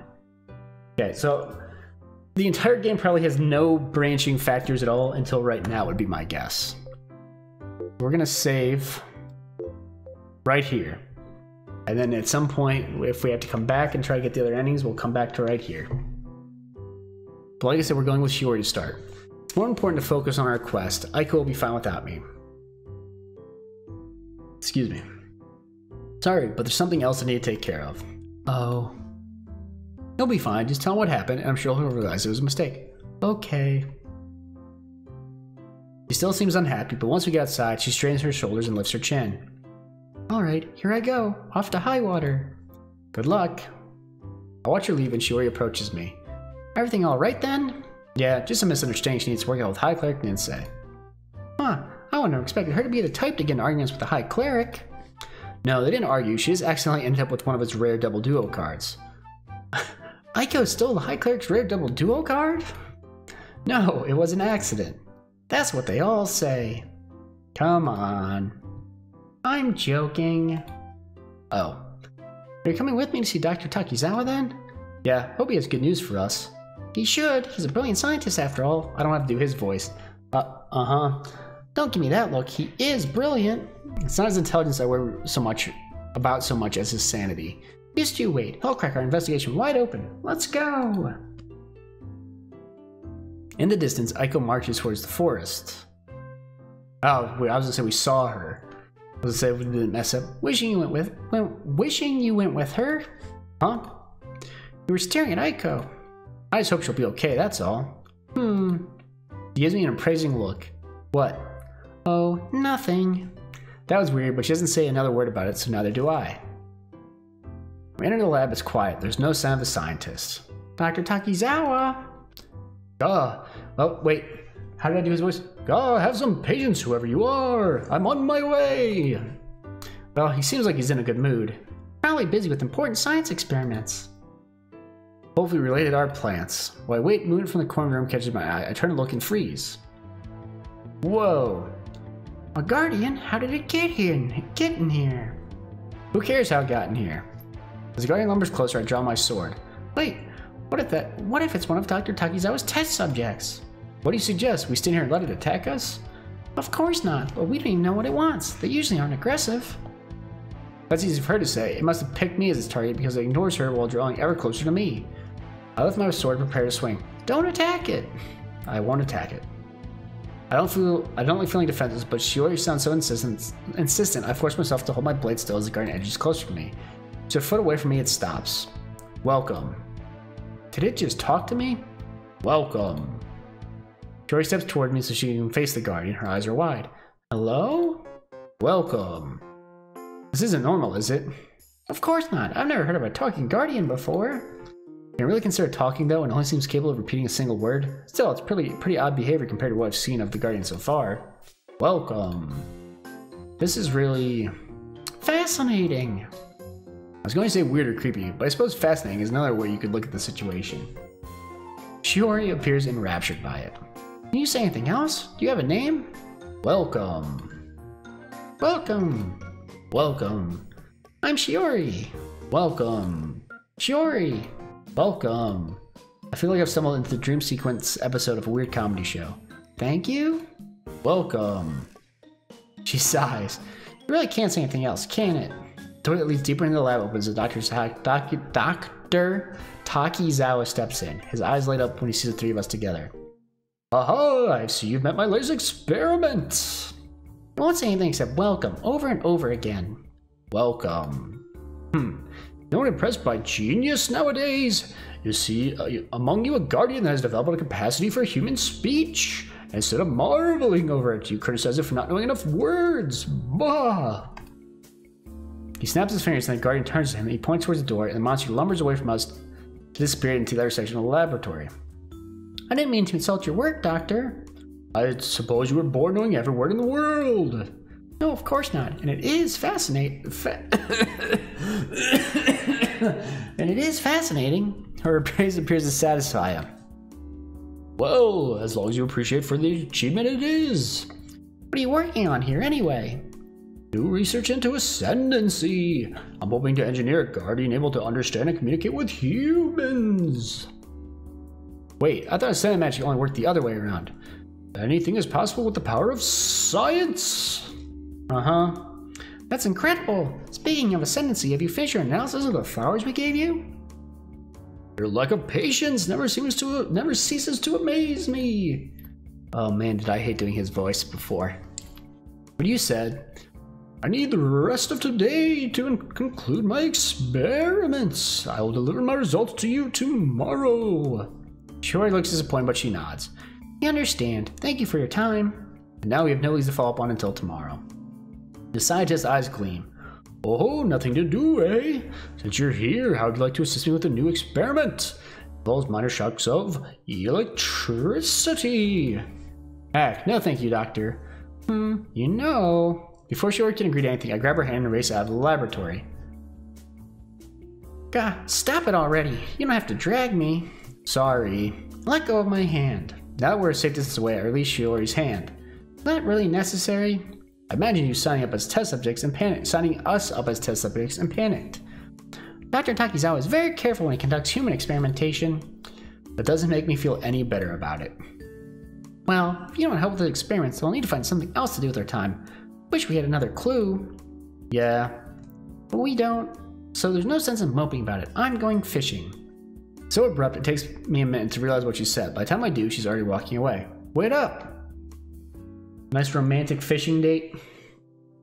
I finally catch up with Shiori at the river. Do you say fishing? She pulls a fishing rod from her inventory and gives me a skeptical stare as she attaches bait to the line. I know she said she likes to fish, but is this really the time?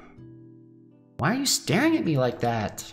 She sits down at the edge of the river and casts line in the water.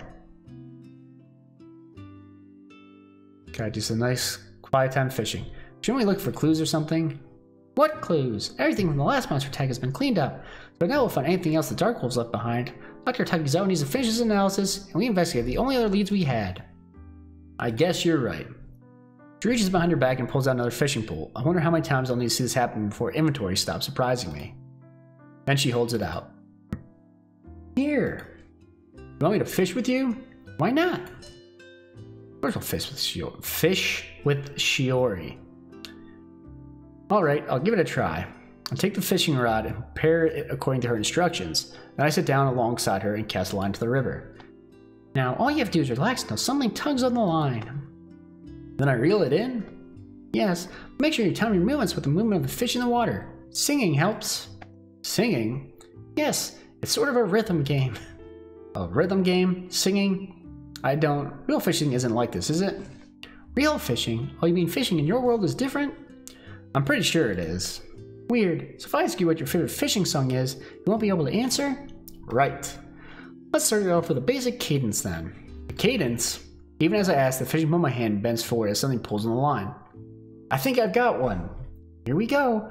1, 2, 3, 4. 1, 2, 3, 4. Wait, what am I supposed to do? Reel it in and pull with my beat. 1, 2, 3, 4. I thought you told me to time it with the fish. I'm matching my cadence to the fish's rhythm, so hurry up and start pulling. 1, 2, 3, 4. 1, 2, 3, 4. Sure enough, the fish on the other end of the line swims with regular rhythmic motions instead of any natural pattern. With Shiori's cadence as my guide, I tug my fishing rod toward me in time with the oddly musical fish. Don't let your line snap. Your line is going to snap. What do I do? Ease up a little. I obey and the fish nearly yanks me into the river. Use your mana. How? Use your mana to fortify your line against the fish. But how? She repeats the same thing in different ways a few times as I struggle. Until I finally realize in this world, asking how to use mana against the fish probably sounds like asking someone how to take a deep breath. I concentrate on the line becoming stronger in a way similar to how I've used my skills in battle. And the fish's violent movements calm down. Shiori returns to her cadence and my attempt at fishing resumes. Finally, I pull a glimmering blue fish out of the water. I got it! Not bad for a first try. Is it a good fish? You won't rank high on the leaderboards with a fish like that, but it'll sell for a decent price. So, you don't eat them? You can eat some fish you catch here, but that one's just for selling. I look at the fish. Do fish respawn? Only if you catch as part of a quest, although sometimes the gods make exceptions for other fish on a case-by-case basis. This world's pantheon must be bizarre. I picture a bunch of gods seated around a divine council chamber as they discuss whether or not an individual fish should be brought back to life. My turn. I've got a bite. The two of us turns fishing for the rest of the afternoon. By the time evening approaches and Shiori calls it a day, we have a nice pile of fish to sell, and she got a new record catch for light shy. At this point, we didn't learn anything from Dr. Takizawa yet, but as we head back towards town, I'm glad I got to spend some quiet time with Shiori. That night, we all meet up together in the inn for dinner. Everyone is in good spirits, especially Aiko. Before, I thought it was a bad thing that we didn't have any leads to follow at the Guildmaster's revelation. No, I'm not so sure. A day without anything critical to do might have been just what our party needed. Once we start eating, Shiori clears her throat. Well, I'm afraid Dr. Takizawa won't be finished with his analysis of the flowers until tomorrow. However, he's conducting some very interesting experiments related to Ascendant magic. Oh, what the heck was that voice? Is he? Oh, I lost it. She's been gone for too long. Is he? Her tone makes me freeze with my fork out to my mouth. Something tells me that's not casual curiosity on his part. Yes, why? Her tone is equally dangerous. Oh, it was not. It just seems to me that a mad scientist with a strong interest in Ascendant magic could get up to some unusual activities. He's not a mad... Wait, you're not seriously trying to blame Dr. Takizawa for the Dark Wolves, are you? How do you know he didn't conduct a few experiments that turned the Dark Wolves into rampaging fiends bent on Lightshire's destruction? Ugh, I think I'm so out of shape I can't keep my breath going. But why would he do something like that? If he did it, it would be for science, but I keep that comment to myself. A little joke might break the tension in the air, but I doubt Shiori would find it amusing. She pulled her daggers out. That's what I hope to find out. Give me a break. You already falsely accused the Guildmaster, and now you're already stormed to Dr. Takizawa's lab? Do you have a better culprit in mind? Actually, yes. You do? Oh, that's me. You do? I was talking to another adventurer there, and it seems someone else has been asking questions about Ascendant magic lately. Not only that, but this certain someone has also researched the ancient art of summoning magic. Summoning monsters to attack a specific town, perhaps? Who is it? High Cleric Ninsei. What? No, he wouldn't. Absolutely not. Chise, however, looks contemplative. High Cleric Ninsei? Yeah, that does make a lot of sense. I heard rumors that he's been asking questions about the nature of divinity too. Like some people speculate he might try to make himself a god. No, he wouldn't. She always seems favorable toward High Cleric Ninsei before, but now she's becoming hysterical. What happened in Highwater today? See? That makes so much more sense. No. However, I wouldn't rule out Dr. Takizawa. One religious leader definitely fits the profile of the arch nemesis we face on this sort of story quest. Mad scientist sometimes slips into the role, or serves the true enemy. Yes, that's it. It has to be Dr. Takizawa. Be quiet. No, you be quiet. Don't you dare accuse High Cleric Ninsei. I suspect the High Cleric too, but his suspicious activities are... I respect the High Cleric too, but his suspicious activities are worth looking into. Dr. Takizawa is the king of suspicious activities. I can't believe this. What happened to the peace and calm we had a few minutes ago? Now they're right back to arguing and firing accusation. That's it. Hayata, break the tie. What? Break the tie? What do you want to investigate? Dr. Takizawa or High Cleric Ninsei? Wait, a tie? There are four of us. What about you? Dr. Takizawa and High Cleric Ninsei are equally suspicious. Therefore, I vote for both of them. That's not how voting works. Well, in truth, Shiori had a point what she said to me. I accused the Guildmaster, therefore I'm reluctant to accuse someone again. This is ridiculous. We have to do something. So you argue and argue, then give the decision me, a complete outsider? Better you than me. That's not true. I trust your judgment. You've been investigating the Dark Wolves longer than any of us. Yes, you made a mistake when it came to the Guildmaster, but you still know a lot about the situation. I suppose Hayato's right. If you really want to investigate Dr. Takizawa, I understand. I'll be happy to go there and clear his name. Besides, we need to ask him about his analysis tomorrow. I trust High Cleric Ninsei. If you want to go to Highwater, at least we'll be able to ask him for help once you realize he's innocent. See, what do you want to do, Chise? She appears startled by the direction this argument went, but she doesn't object. Since she rubs her chins and frowns, her contemplative gaze fixed on the table. Finally, she looks up. Dr. Takizawa's lab is closer, and we do have business with him. We'll go there first thing tomorrow. If he's not responsible, then we'll head to Highwater. That settles that. At least we have a plan, tenuous though it might be. In the morning, we meet up in the town square. Aiko and Chise look like they're ready for a tough fight. Shiori looks tolerant at least. Let's get this over with. Dang, I'm mixing so many of the voices. It's having 3 girls in a constant conversation messes you up. Is everyone prepared for what could be our final battle against the Dark Wolves Master? It won't be. Shouldn't we be fully prepared just in case? I'll take that as a yes. Hayato? Yes. Are you ready? I have my sword and a few healing items in my inventory, and after we split up last night, I turned in my skill points for charge. A new skill that taught me how to get a running start and ram enemies. Trying on a real opponent will be a lot trickier than fighting training dummies, but I'm ready enough for this. Yeah. To be honest, I don't believe Dr. Takizawa is the mastermind. Maybe he's in league with whoever set the Dark Wolves, but he doesn't seem the type to coordinate all of these attacks. Besides, Shiori trusts him. He might be a bit crazy, but I can't believe she'd let herself be deceived by someone out to destroy Lightshire. Let's go. Together, we set out for Dr. Takizawa's lab. Remember, stay alert for night tricks. If Dr. Takizawa captures us, do you think he'll use us for experiments? Of course not. How do you know? He wouldn't do such a thing. Has he ever experimented on humans as far as you know? No. Well, I mean, maybe a few times, but those were volunteers. Sure, volunteers. They were. I really don't want to become a volunteer anytime soon. Don't worry about that. She didn't follow that up with anything. Finally. Oh, I didn't mean to defend Dr. Takizawa. He's still suspicious. However, we do have one key advantage. What's that? You. Me? Oh, you mean because of the prophecy? Of course. If Hayato is the one who prophesied to save Lightshire from the Dark Wolves, and Dr. Takizawa was responsible for the attacks, we'll be victorious. Even if some of us were captured, Hayato would win and save us. I hope so. I appreciate the vote of confidence, but don't do anything dangerous assuming I'll be able to get you out. You have the prophecy behind you. I stop. They take a few more steps and then realize I'm not with them. They turn to look at me. Before we go any further, let's talk about this prophecy. What is there to talk about?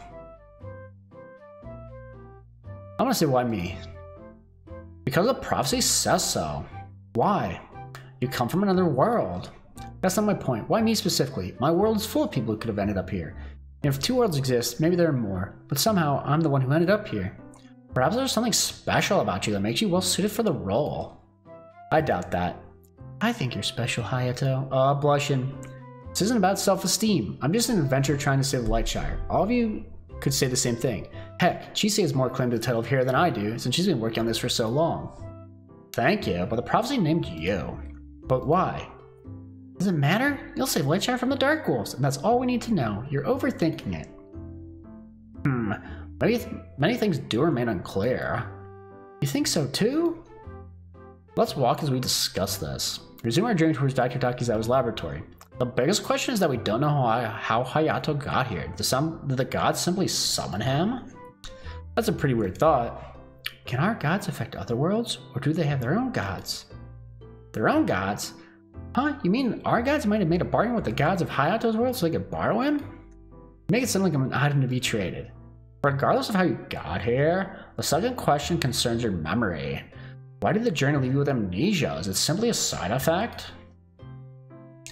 It's not like you forgot everything either. You remember enough to know you were in a different world.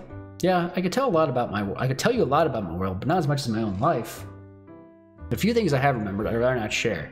They don't need to know my increasing belief that this sense of friendship and camaraderie is new to me. Lonely boy. Maybe that's the point. What do you mean? Well, if you could remember your own life, you'd want to go home, right? Maybe the gods took away your memory so you'd focus on helping Lightshire before trying to leave. I guess that could be it, but I don't know. I can't remember what my life was like, but when I concentrate on it, I feel a hint of sadness and loneliness. If I remembered everything, maybe I still would have stayed here, especially once I made friends. And there's an unfortunate possibility. What's that? Perhaps you know something that could help us stop the Dark Wolves, but because of accidental memory loss, you no longer remember. Yikes. Yeah, that would definitely be unfortunate. Come on then, the prophecy would tell you to get your memories back first. It would say it in a mysterious way, but it would still be there. I don't think from my world could help anyway. In any case, there's not much we can do about it now. Let's keep moving. When we finally reach Dr. Takizawa's lab, the scientist isn't anywhere in sight when we open the door. However, eek. An attack? He must have been expecting us. Wait a minute, it might be friendly. Everyone calm down. Friendly? Calm down. What are you two talking about? If it's friendly, why is it looking at us that way? Dr. Takizawa is trying to train a guardian as his assistant. Come to think of it, he didn't quite explain what he wants the guardian for. It might just be for the sake of science. Or his guard. No, really, it startled us too, but it's not going to attack. Easy for you to say. Just give it a chance. Okay, if you say so. Fine. The guardian continues his approach until it's a few feet away from us. Welcome to Dr. Takizawa's laboratory. Hey, you learn new words. It speaks? Yeah, Dr. Takizawa is experimenting with Ascendant magic to see if he can give monsters the ability to communicate with humans. Wow. That's amazing. I look at her in surprise. I'm not sure I've ever heard her praise Dr. Takizawa before. I mean, it's still pretty dangerous and crazy, though. I will tell Dr. Takizawa that you are here. It turns away from us and heads deeper into the lab. This is quite an improvement from when we saw it last. After a few minutes, it returns with the scientist right behind it. Oh, you must be here for the results of my analysis. Make yourselves at home, and I will give you the answers you seek. Stay alert. Her voice is quiet, but Dr. Zawa gives her a puzzled frown. I do appreciate you remaining alert for my explanation, yes. She nods, but stands with her hands poised above her daggers, like she's ready to fight at a moment's notice. Aiko also appears tense. She keeps glancing at the Guardian. She already casts annoyed looks in their direction. I shift awkwardly from foot to foot. No matter how it turns out, I hope we get this over with soon. What is the matter with all of you today? What makes you think something is wrong? You all seem on edge. He glances at the Guardian, then back at us. Whoops. Did my assistant startle you that much? He looks at me. Yet you and Shiori both should have known what to expect. Why do you seem so uncomfortable? I would like your analysis results, Doctor. Very well. I'll need to retrieve my research notes, but first let's outline what we already know. The flowers you gave me grow at the sacred spring. What prompted your interest in them was finding one at... Really stops and frowns at all of us. I cannot lecture under these conditions. Tell me what the source of your discontent is, so we may remove it and return our thoughts to science. See, he just wants to help us. Shiori, you tell me what is going on here. Shiori looks at the rest of us. We can't sit on twiddling our thumbs forever. We need to get to the bottom of this. Alright, Dr. Takizawa, tell us you don't have any connection to the Dark Wolves. I don't have any connections to the Dark Wolves. Why? See? Oh, brother. That's not good enough, Doctor. You people are serious about this, aren't you? You actually think I'm connected to the Dark Wolves? Yeah, we have to check every possibility. Explain! If there's any chance at all that you're responsible, we have to look into it. Bah, I suppose you'll investigate every citizen? No, only those with some tie to the current situation. Your interest in ascendancy qualifies you, so we intended to visit you anyway, but your analysis, it makes sense to come here. A sound strategy, I approve. He doesn't look like he's approving. He approves of us investigating him? I didn't expect that. Very well, I'll play along. Let's suppose I'm the evil mastermind behind the attacks. Dr. Takizawa? It's purely a hypothetical situation, I assure you. If I was, however, what did you expect to happen next? Would I confess? Probably not. Of course not. I would feign ignorance, or innocence, and tell you I have no connection to the Dark Wolves. But you already said. And so, we're at an impasse. What will you do next? We exchange glances. This is why we need a better plan than hoping the prophecy will sort everything out. Let us search your lab. Very well, I'll show you everything. Perhaps then we can stop this nonsense. He walks to the door that leads deeper in the lab. Chise follows him. Oh no, no, we're not going in there, are we? How else can we investigate his lab? What if it's a trap? Ugh, for the last time, I'm not going any further than this room. That's fine. Hayato, you'll stay with me, won't you? I won't be here all alone. throw some more saves in here. I feel bad, like I've never signed with Aiko for anything.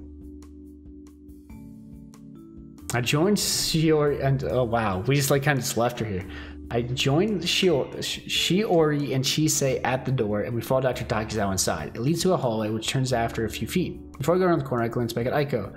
She looks rather lonely all by herself in the outer room, but also determined, like she might charge in to save us if we all take too long. Hopefully things won't turn out that way. Once the hallway turns, it opens up into the rest of the laboratory, with multiple doors and chambers. This is where I keep my test subjects. As you can see, I treat them humanely. My research into Ascendant magic has made that much more possible, by the way. Because you can use water from the sacred spring to understand what the monsters need? Exactly. Wait, if you go to the sacred spring for water, why do we have to go get the flowers ourselves? I don't go. I send other adventurers. Have you told them the truth about the water? No, I merely yell about science a few times and then they assume it's the mad scientist acting all crazy again. Wait, don't tell me his mad scientist persona's all an act. No way, it's too constant. You might just play it up when those adventurers come. No, this room here is where I conduct my research on the Guardian. It also serves as a place for him to stay overnight, especially until I can be sure he won't go berserk and wreck the lab while I'm at home. Put his hand around us. You may investigate anything you like, and I will answer questions you have as long as they don't violate my test subject's confidentiality. But they're monsters. How rude. Monsters have personal concerns too. Okay. Shows us the entire lab without any tricks. We don't find anything suspicious. He's undoubtedly a bit crazy and researches everything that catches his interest. There's no sign that he's behind the Dark Wolves. That's everything. Are you satisfied? Let's check his chest. Yes, I'm satisfied. Me too. Finally, we head back to the outer room. Yeah, he still has to explain what he found.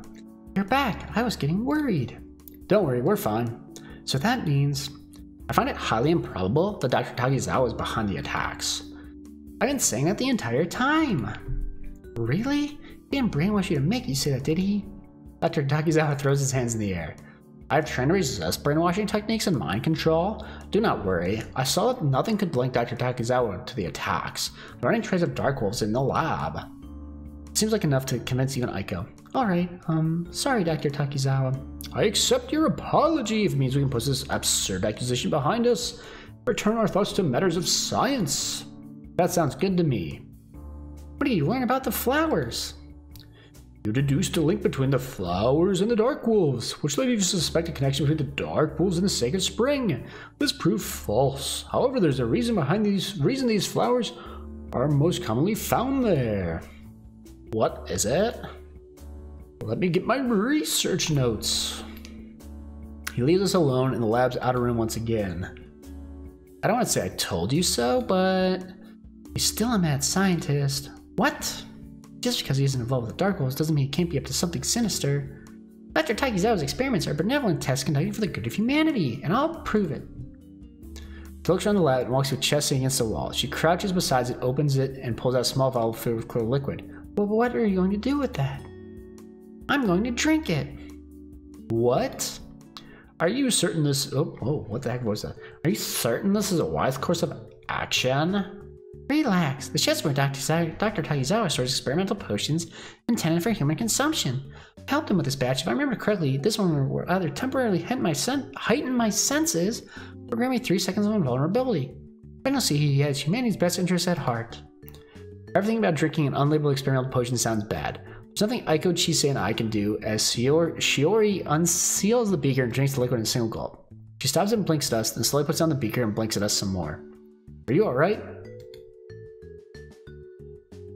She's blushing, something weird's happening. What's wrong? Do you need to lie down? I feel strange. Uh-oh, this can't be good. Restless and... She suddenly rushes towards me. Help me, Hayato. Okay, what do you need? Uh-oh, oh boy. This is where we're going with that. Okay. You. What? I need you, Hayato, right now.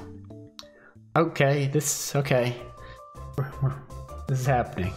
I like the music though. What are you doing?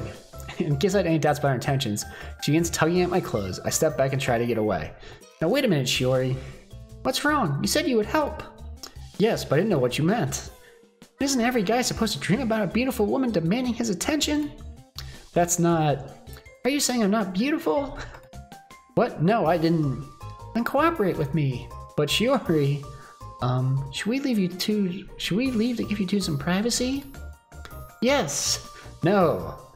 Then, should I go find a lawyer? A lawyer? Yeah. Fetching a lawyer would be wise. You can fight off Shiori and help Hayato press charges for assault. What? Why would Hayato press charges against me? We're just... In my lab? Over Shiori's shoulder, I watch Dr. Takizawa with a horrified expression on his face. How could you? In my lab? It's Dr. Takizawa. She drank a potion from that chest over there, and then she went straight for Hayato. Ugh, my head. She backs away from me and rubs her head. What did I just... She gives me a horrified look. Tell me that didn't really happen. Well... Gah! She rounds to Dr. Takizawa. What sort of potions did you put in that chest? I thought it was the one we worked on together. Instead of hiding my senses or granting me invulnerability, it... Gah! Don't tell me you drank my experimental hormonal enhancing libido potion. Your what? In other words, that was the lust potion. I beg your pardon, but the scientific term is hormonal enhancing libido potion. Why do you even have one of those? For completely moral and occasionally medical purposes, I assure you. He looks offended by the implication that I use it for anything else. Uh-huh. It's still in the experimental stage. The final product will be much less alarming. How does he test something like this? Not for humans, he can't try the monsters. Does he have volunteers? Use it on himself? Before I can ask, he turns to Shiori and shakes his head. How many times must I tell you to never drink an unlabeled potion without testing it first? I'll remember next time for sure. See that you do. And may we kindly return our thoughts to science. Yes, please. What did you learn about the flowers? Their seeds may lie dormant across the world, but never to bloom as plentifully as they do here. You see, they require the presence of ascendant magic to grow. If we want to find out where the dark wolves come from, we need to find another place like the Sacred Spring. It could be an environmental source like the Sacred Spring, or someone particularly strong ascendant magic. Oh, I'm running out of breath. You mean if someone had that power, these flowers would start growing where they live? Exactly. That sounds like what we're looking for then. Someone with powerful ascendant magic that would be able to control the dark wolves and explain the presence of the flower. Now we just need to find another place where these flowers bloom. I'll see if I can learn anything else that may be of use to you. Thank you. And I'm really sorry for suspecting you. Stop apologizing, unless you want to be my new test subject to make up for it. No. If we find any new clues, we should continue with our original plan. That means we're off to Highwater next. I recommend we return to Lightshire for the night and head there tomorrow. That sounds good to me. Please say we're done with him forever and ever. His voice, like, his voice isn't that hard to do. It just really, just saps my breath. It's a quiet journey back to Lightshire, although Shiori is clearly delighted that Dr. Zawa proved himself innocent.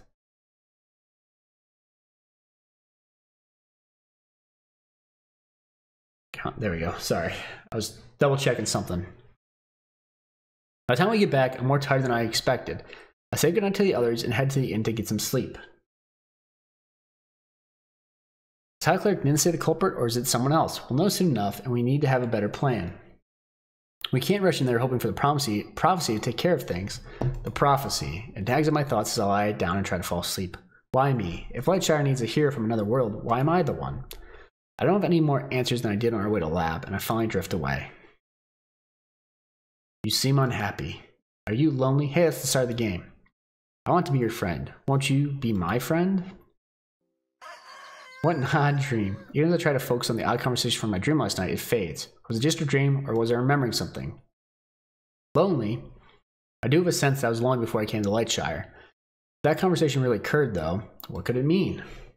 Oh well, I can't remember it well enough to try to figure anything out. If it was important, maybe it'll come back to me eventually, preferably without the rest of my memories. Oh, with the rest of my memories, excuse me. For the moment, I have more important things to worry about. Time to visit High Cleric Ninsei. And I'm hoping this wraps up kind of soon so we can take a look at some of the other endings before we call it a night. Once again, we get into town square. Was everyone prepared for what could be our final battle against the Dark Wolf's master? You said the exact same thing yesterday. I was about to say that. Since Dr. Takizawa's innocent, it applies equally well to our upcoming confrontation. No, it does not. She looks tense, not like she's prepared for battle, more like she's afraid she'll start shouting if she doesn't restrain herself. High Cleric Ninsei is a good, wonderful person. Then maybe he'll prove his innocence too. He will. We won't know for sure until we get there, and this time we need a plan. What sort of plan? The sort that doesn't involve us walking in blind hoping the prophecy will tell us what to do next. I agree. In fact, I already made a plan last night. You did? I was trying to work out on my own plan. I didn't expect you'd already have one. Of course. Plans can change. We don't know exactly what we'll face, however I think our best course of action is this. When we arrive at the cathedral, we confront High Cleric Ninsei with our suspicions. We deny them and we demand to see all his work concerning Ascendant magic. I've been thinking of something a little more subtle, trying to learn what Ninsei was up to without accusing him right away. What's the matter, Hayato? You look surprised.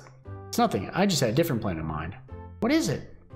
I thought we'd better act friendly at first and see if we could get some details from Ninsei before we accuse him. Maybe we should go with your plan. What? I still prefer the direct approach in this situation, but you're the hero chosen by the prophecy. We should go with the plan you like the best. I didn't expect her to put the decision in my hands because of the prophecy. Then again, I didn't expect her to suggest an alternative right away, either. Which is better, the subtle approach I wanted or the direct confrontation Chisei prefers? For another extra save in just in case, but we're gonna go with my plan. Let's use my plan. Very well, what do you want us to do? When we meet with Ninsei, we shouldn't show any sign that we mistrust him. Instead, we should ask about his research into Ascendant magic, as if we want his help with our own investigation. Oh, and I mean the hiccups. Use that to get a better idea of how far his research has gone? Alright, let's give it a try. What will we do if we learn High Cleric Ninsei is involved in the attacks? She just merely pulls it out. Don't likely come to a battle. Fight the way we usually do. But I think it'd be best if Aiko retreats to Light Shower to get reinforcements. What? Why me? How's it possible? A good idea to send our healer away. I brought plenty of potions. We should be able to hold our own. If you can summon Dark Wolves to help him, we'll need reinforcements. And sending away one of our primary damage dealers is a bad idea. Besides, she's the one who'll have the most difficulty fighting him. Aiko looks down at the ground. But I don't want to go. You'd rather stand and fight High Cleric Ninsei? No. When it really comes to that, I want to be there. Aw. He turns to me. Once again, we shall probably dictate our course of action through its hero, Hayato? I hesitate. It's clear from Chisei's tone that she believes she sent Aiko away during the battle. I'm not sure if it's about reinforcements at all, or just because Aiko believes in Ninsei so much, but it could be a problem if someone on our side won't fight the enemy. On the other hand, Aiko sounds so determined to stay. It ends up being the final battle is the one where she believes she will die. She must really be determined if she wants to be there with us despite her fears. No, she can stay. I think Aiko should stay with us for the battle. If we really need reinforcements, we can send someone later. Ah, fine. Oh, she's dejected. Thank you so much, Hayato. Are we ready to go then? I think so. Wait, first I want to say something. She takes a deep breath and stands face to face to all of us. Maybe it's easy to mistrust High Cleric Ninsei. Adventurers have faced evil religions in the past, but he isn't like that. He's a good man. I was wrong about Dr. Takizawa. I know when we get to Highwater, you'll see that you're wrong. There's no way High Cleric Ninsei has any ties to the Dark Wolves. Honestly, I'm hoping he does, just so we can kind of progress the story here. Hey, I don't mean to interrupt. Did you say you're going to Highwater? She did. Why? I'll go with you. I have a quest reward to collect for High Cleric Ninsei. He asked me to return his copies of Advanced Summoning and Summoning Through the Ages to the library. Silence follows the statement, Advanced Summoning, Summoning Through the Ages. Those sound like the books someone would need if they were summoning the Dark Wolves. Did I say something wrong? No, it's fine. That is... A moment later, she overcomes her shock and composes herself. The attacks began too long ago for him to still have the books now. What if he needs to refine his technique? Or what if he checks the books out regularly because he can't perform the summoning magic without them? No. We won't find the truth staying around here. Sorry, but what are you arguing about? We're on our way to Highwater to confront and possibly fight High Cleric Ninsei? If you no longer wish to accompany us, we'll understand. High Cleric Ninsei? This sounds like it could be a major story quest. I wouldn't miss this for the world. Is this the mysterious swordsman? He's got like a stagger. He hesitates. Just one thing though, will you let me collect my quest reward before the fighting starts? I wonder if he's the bad guy. Of course, just a random guy named Brad. Of course. Then I'm on board. Not sure if I'll ever understand this place. If everyone's ready, then we should leave. We set out across the field together and realize I have no idea where Highwater is. How do we get to Highwater? It's north of Lightshire, so the quickest path from here is through the forest. Alright. I wonder how many places I'll see before I get back to my world. If I ever go back, that is. If this world's anywhere near the size of ours, the few areas around Lightshire are only a small fraction. It's still mind-boggling to think there's an entire second world here. Ayato, you look dazed. Sorry, just lost in thought. Let's keep moving. The roads around Highwater are fairly safe, but we don't want to waste time. We walk through the forest quietly. I glance up at the trees and can't help but remember my first trip here with Shiori. The thought makes me look at her, but when our gazes meet, she rolls her eyes and looks away.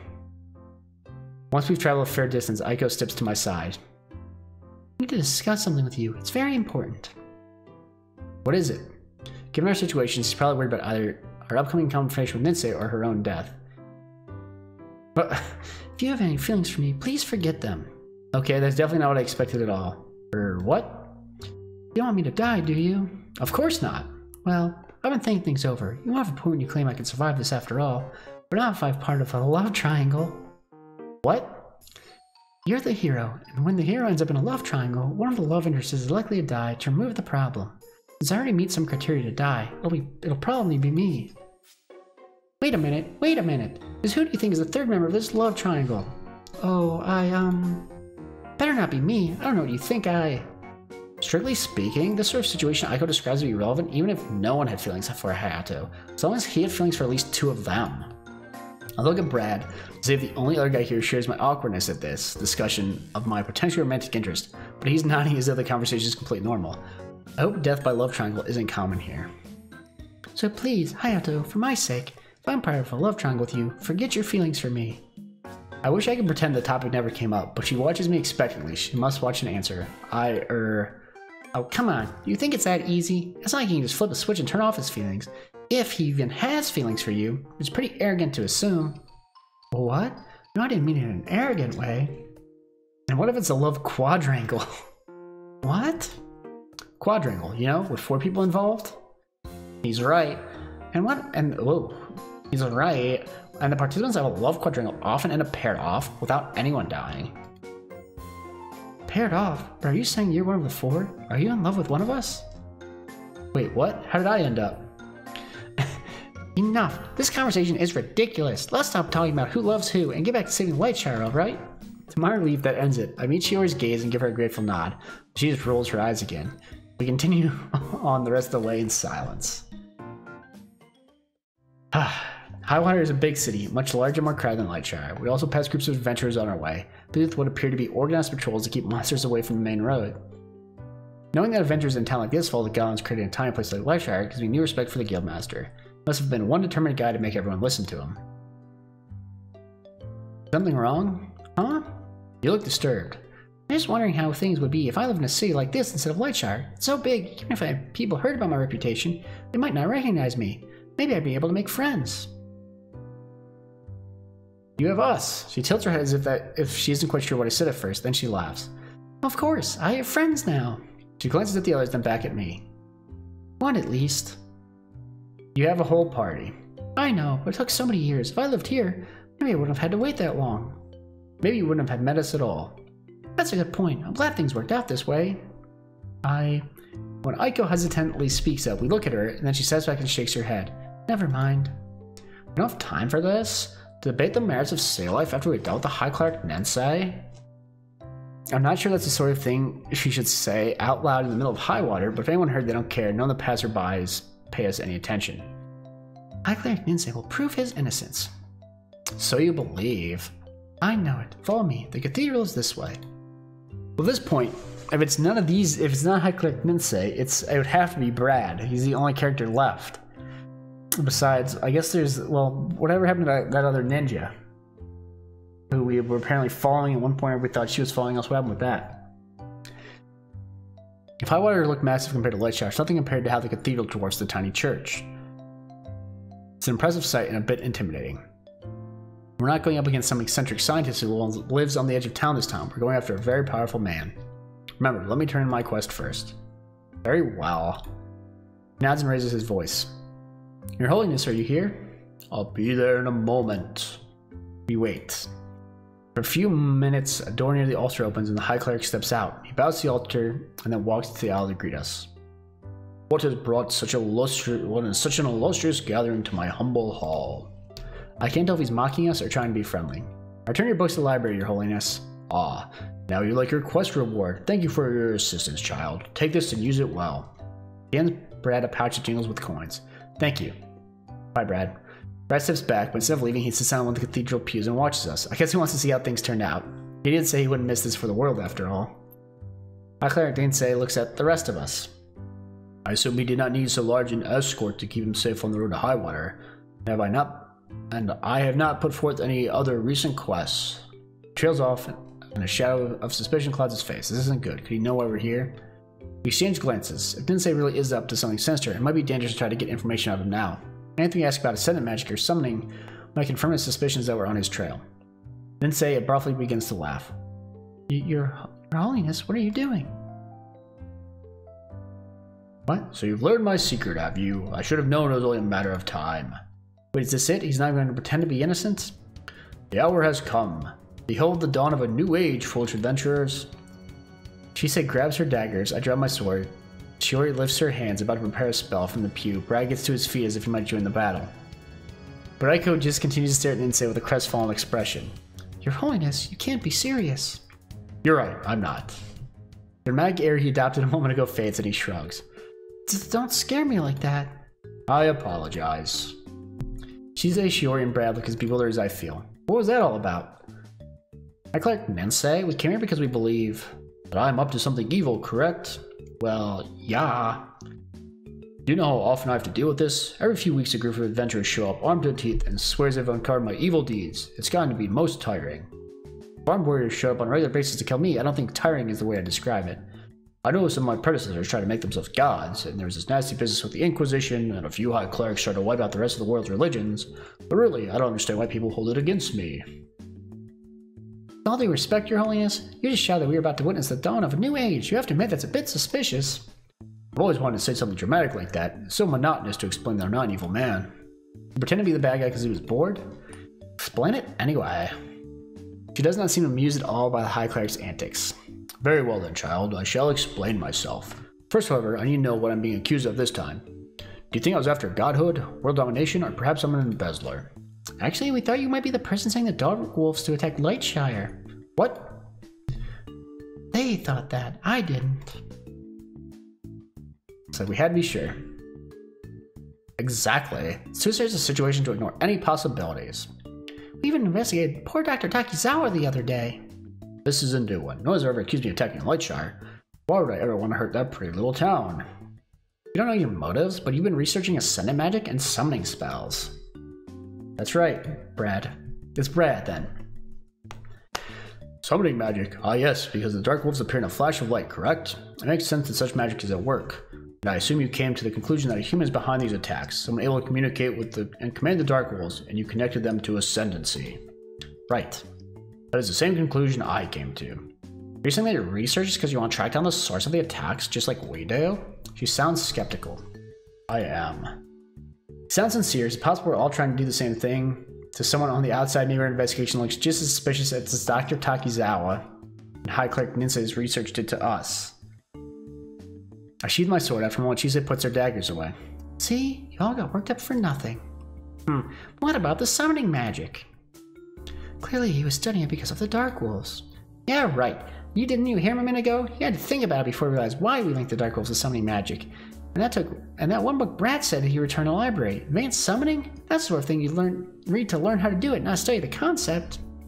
Well, I'm sure he just... You are correct, child. I've attempted to learn summoning magic. Aiko falls silent and look at him. I always have a good explanation or anyone sounds so calm. Have you seen the prophecy about the Dark Wolves? My heart skips a beat. The prophecy? The one Shinsei believes named me as the hero who saved Lightshire?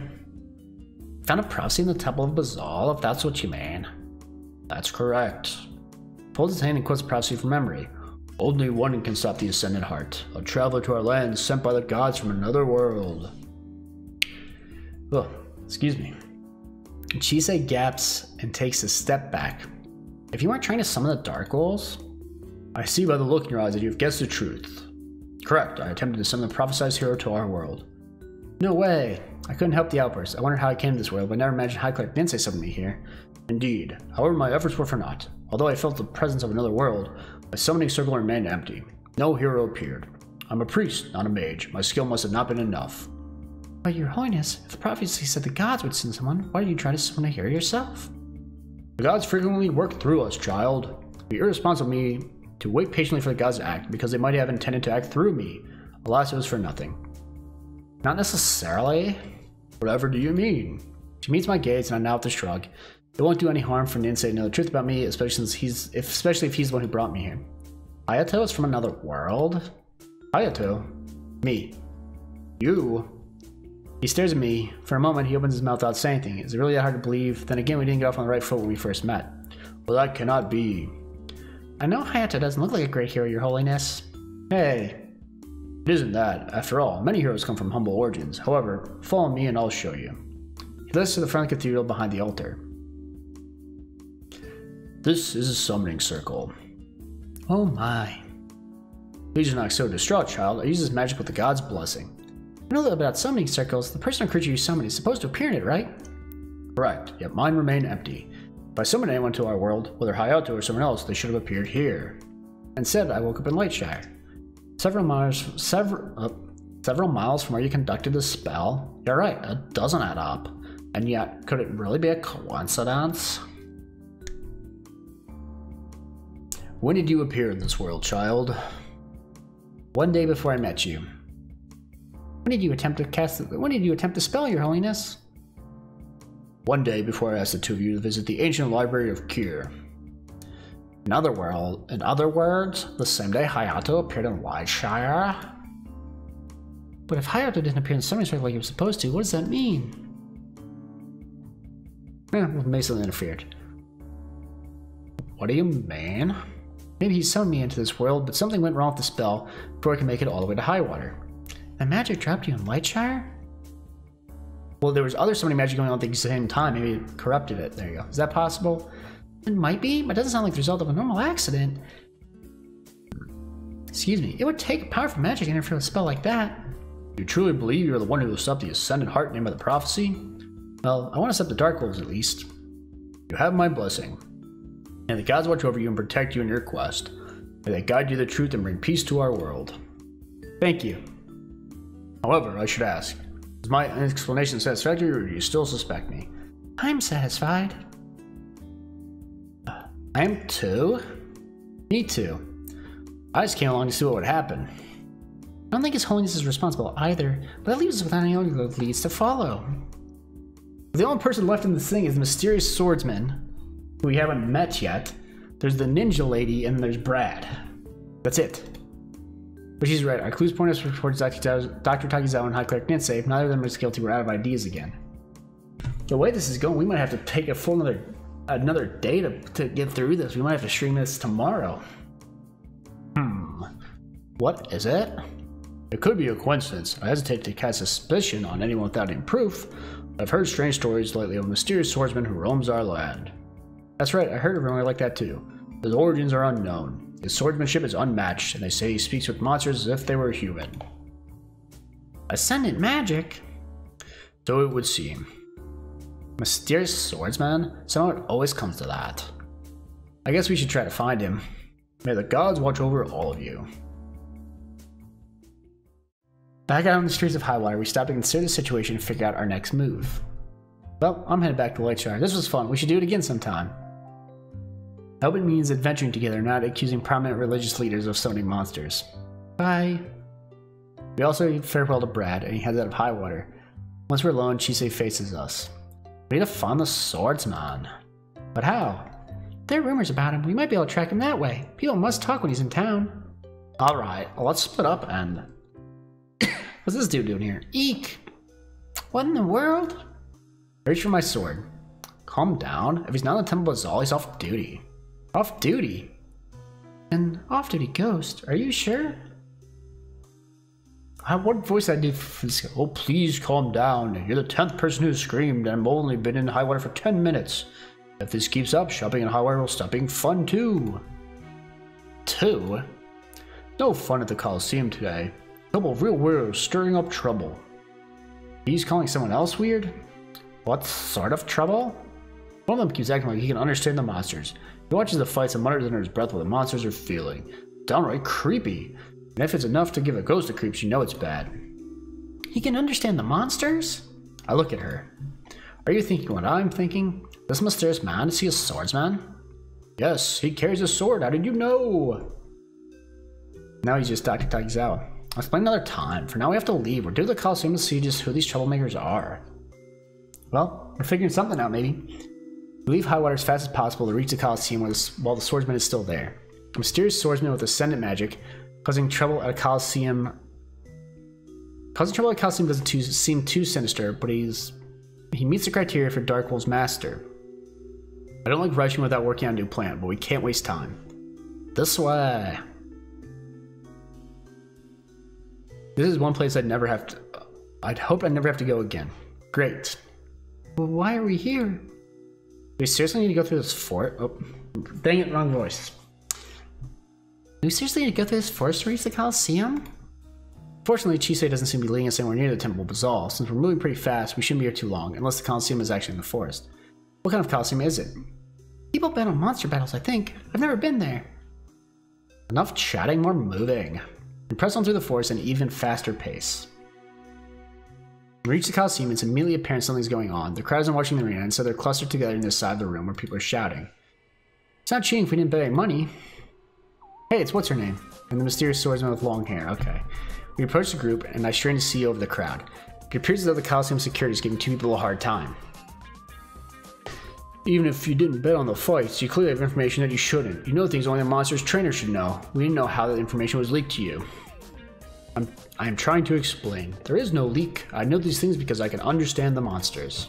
No doubt about it, this is the swordsman we're looking for. Under the circumstances, he seems pretty calm. The same can't be said about his companion, a woman who glares at the security personnel she might attack them at any time. So what you're trying to tell me is that you aren't a cheater? You're some sort of freak? Don't call him that. She lunges for the one who called the swordsman a freak. But as I've seen her before, if he's traveling with the swordsman, does that mean he was close by while we were investigating the Dark Wolves? If you don't calm down, I'll be forced to take action. I'd like to see you try. Wait, Kasumi! His protests go unheard. The woman Kasumi draws her daggers. The security guards who are all equipped with gear like adventurers draw their own weapons. No, please don't fight. She hurries forward through the crowd toward them. Aiko! You think someone so concerned about dying would think twice about it before intervening in a fight, especially since she isn't a physical combatant. Oh, brother. Going in without a plan was definitely a bad idea. Take a step to the phone and glance back at Chisei in case she has another idea. The look on her face stops in mid-stride. She stares at the battle with a wide-eyed blank expression. I can't tell if she's shocked, horrified, or confused. I've never seen her look like that before. She knows Kasumi, right? Chisei? Her unusual behavior is unnerving. I hesitate. Yeah. They're saving. Let's help Aiko. Then run forward after Shiori. After Shiori and Aiko, Chisei will be fine. Whatever it is, we can work it out later. Aiko might be in real danger now. That's the decision I made there. By the time I catch up to them, Aiko's reached the fight. She's managed to get in between one of the security guards and Kasumi. They're largely ignoring her. Blades swing past her face as they fight. No one has hit her so far, but it's only a matter of time. She's not alone in her efforts. The swordsman also appears to be trying to stop the battle. However, his method is to draw his own sword and use it to drive the guards away from Kasumi. Shiori stands a few feet away from the fight, a scowl on her face. How can I attack when they're so close together? I understand her concern, but if she wants to target the guards of Kasumi, it would be tricky enough to attack one with magic and not the other. With Aiko in between, it would be all but impossible to avoid hitting her. We have to do something fast or Aiko will get hurt. I consider drawing my sword, but the more fighting there is, the worse the situation will get. It all started over misunderstanding after all. The Coliseum guards think the swordsman stole information from the monster trainers. I think about that for a minute and then step forward. I raise my voice to shout loud enough for them to hear me. They're telling the truth. He didn't cheat. He has Ascendant magic. Everyone freezes. They look at me. In particular, swordsman looks stunned. Thank you, Hayato. That's exactly right. That's why you don't have to fight. Shiori joins us, and together we manage to convince security back down. As long as those two don't commit comment on any monster battles anymore. Kasumi looks like she still wants to fight, but the swordsman heads straight towards me. How do you know I have Ascendant magic? I'll explain in a minute. Follow me. Kasumi? But... Kasumi, please. Fine. We all pass through the excited, curious crowd to rejoin Shisei. She still looks dazed, but gives herself a shake as we approach. Some of her usual composure returns. Hello, Kasumi. Wait a minute, you two know each other? Wait a minute, you two know each other? I guess I completely stopped doing voices for a bit there. We did, once. So they're both valley girls. Shisei. Why are you two staring at each other like that? I knew they looked similar. Do you know why I'm here, Kasumi? Let me guess. These are your heroes and you found a way to save the world. That's right. This man is Hayato, the hero chosen by prophecy. He's the one who will save Lightshire from the Dark Wolves. Are you familiar with the prophecy? It should interest you. It says he will stop the Ascendant Heart. Does that mean something to me? It should. The Ascendant Heart, or in other words, someone who's Ascendant magic, allows them to communicate with monsters and command the Dark Wolves to attack. Ascendant magic? That's right, it's your power. I see. So you came here to find me. A mysterious swordsman with the ability to talk to monsters? That sounds pretty suspicious. Yes, it does. So, is it you? Are you the one attacking our town? Do you really think he'll just admit it? I'll give him a chance to lie. This is the end. We brought our hero and the villain is here. If we want to save Lightshire, we need to end things now. This is bad. Shisei is fired up and ready to strike down the swordsman. She gave Dr. Takizawa and High Cleric Ninsei a chance to justify their actions, but she doesn't want to let this man speak. Why? Is it because of Kasumi? I swear to all the gods above, if you heard Takichi, is that Takichi? I think it'd be Takichi. It won't be Takechi. It'd be Takichi. Yeah, Takichi. I'll rip your heart out. That's what we're gonna go with. Isn't this escalating a bit quickly? Rip my heart out. You should be good at that. Don't pretend you were the one who wrong back then. Are you saying it was my fault? That's right. I suppose I was the one who broke up a supposed friendship. Yes, I'd say you did. I don't have time for this. Hayato. I'll say it again. Don't you dare hurt my friend. Why not? You can just replace him too. Replace? Is that what this is about? You think I've replaced you with Takichi? This is about the Dark Wolves, nothing more. I'm glad to hear that. If you were angry about Takichi, I'd have to point out that you clearly replaced me with new friends too. But ain't no point saying something like that. If you did, I'd be obligated to mention when someone's dropped by our friends, it's only natural for her to eventually make new ones. The person responsible, however. Oh, I see. This is what you're saying. If someone hypothetically had a friend who became obsessed with something to the point where it ruined their friendship, and that someone finally cut ties with her for her own sanity, she'd never make new friends ever again. Shisei almost seemed like her old self during this passive-aggressive exchange. Last comment, her eyes blazed with anger. You left me for the sake of your sanity? Just admit you got tired of me. Like you cared. You only had one thing on your mind, finding a hero. You didn't want to fight the Dark Wolves or try to protect people.